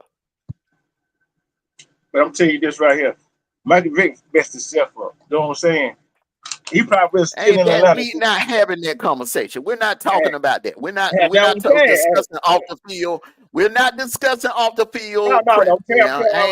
Everybody make mistakes. I'm talking about what the man did on the field. But he would be still on the field.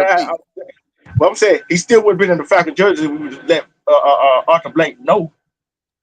Yeah, you know I'm right when I said that. Arthur Blank know that man. Well, like I said, that's off the field, and that's nothing none of us as fans could do about that. He made a boneheaded decision. I agree with you on that. He made a boneheaded decision. And back to my point that I was making with Sniper is, I go back to the interview that he did with his coach at the time, Jim Moore Jr. When he told Jim Moore to his face at the time, look, I didn't watch no film. Them DVDs you were giving me at the end of practice, I would take them and I would just toss them in the trunk. I would never go home and watch no film. I didn't work out in the off season like I should have. He told him to his face. And that is what kept him from being elite. Because I believe that same work ethic worked against him, even though even after he came out of prison. I believe he did the same crap in Philadelphia. The reason why they didn't win a playoff game up there. He relied too much on his God-given talent instead of working, excelling, kind of like what Michael Jordan did. Michael Jordan had God-given talent coming in the NBA, but he worked on it and got better and became elite. Because remember when he first came in the NBA, he wasn't elite because he didn't have a jump shot. He did not have that fadeaway jumper. He developed that by working on it, and he became elite. Clemson up 7-0. James Madison up 3-0 right now. Yeah, we gotta get ready to get on up out of here. Let's go on to the final thought. We gotta get ready to get on up out of here. Give me some Jamaican food. All I gotta say is hold on. North Carolina better not let them folks beat them. All right, man. Final thoughts, man. Final thoughts. We don't know how 12 o'clock. 12 o'clock, bro. It could go either way at 12 o'clock, bro. These but strange things happening at 12 o'clock. Yeah, who gonna get? Hey, I want to know who gonna get the sad singing slow walking in the war tonight. Florida State got last week. Will they get it again this week? Don't know. We'll find out tonight. It's my bad, Sniper. Go ahead. I wasn't saying nothing. Go ahead and say what you got to say. No, go ahead, man. But we gotta keep the rotation going. Go ahead. D2 really jumped in front of you. You were supposed to have went first. Y'all ain't gonna be treating me like no doggone little brother no more. I'm gonna tell you that right now. Okay? I'm off the rip. But you are a little brother. Hey, you shut your mouth. Come on, youngster. Hey, but listen, hey, at the end of the day, first of all and foremost, I'm not no damn Disney dog. That one kind of hurt my feelings a little bit. Where you said that was 2 hours ago. You still talking about that? I'm still talking about it. Hey, play the game today. Like I said before, today is the day we find out who is who and who is he. Y'all better play today, boy, because I'm going to tell you right now, Tennessee, I'm going to be on your neck. 10 o'clock tonight when that game's over, I'm going to be on your neck if I see anything that's out of the ordinary. Go Dogs. Damn Disney dog. True. Ain't no damn Disney dog. Hey, I was gonna say this. Warriors they're gonna win. They're gonna be a good game. Good, these games gonna be good. And I'm looking at this. I'm gonna see that Florida Mississippi State game. Boy, hey, I'm glad you didn't put that on there. That would have been too easy to pick, bro. That would have been too easy. Yeah, I wouldn't but even waste nobody's time with that. But everybody enjoy the rest of their Saturday and be safe. Be safe out there. Hey, let's have fun today.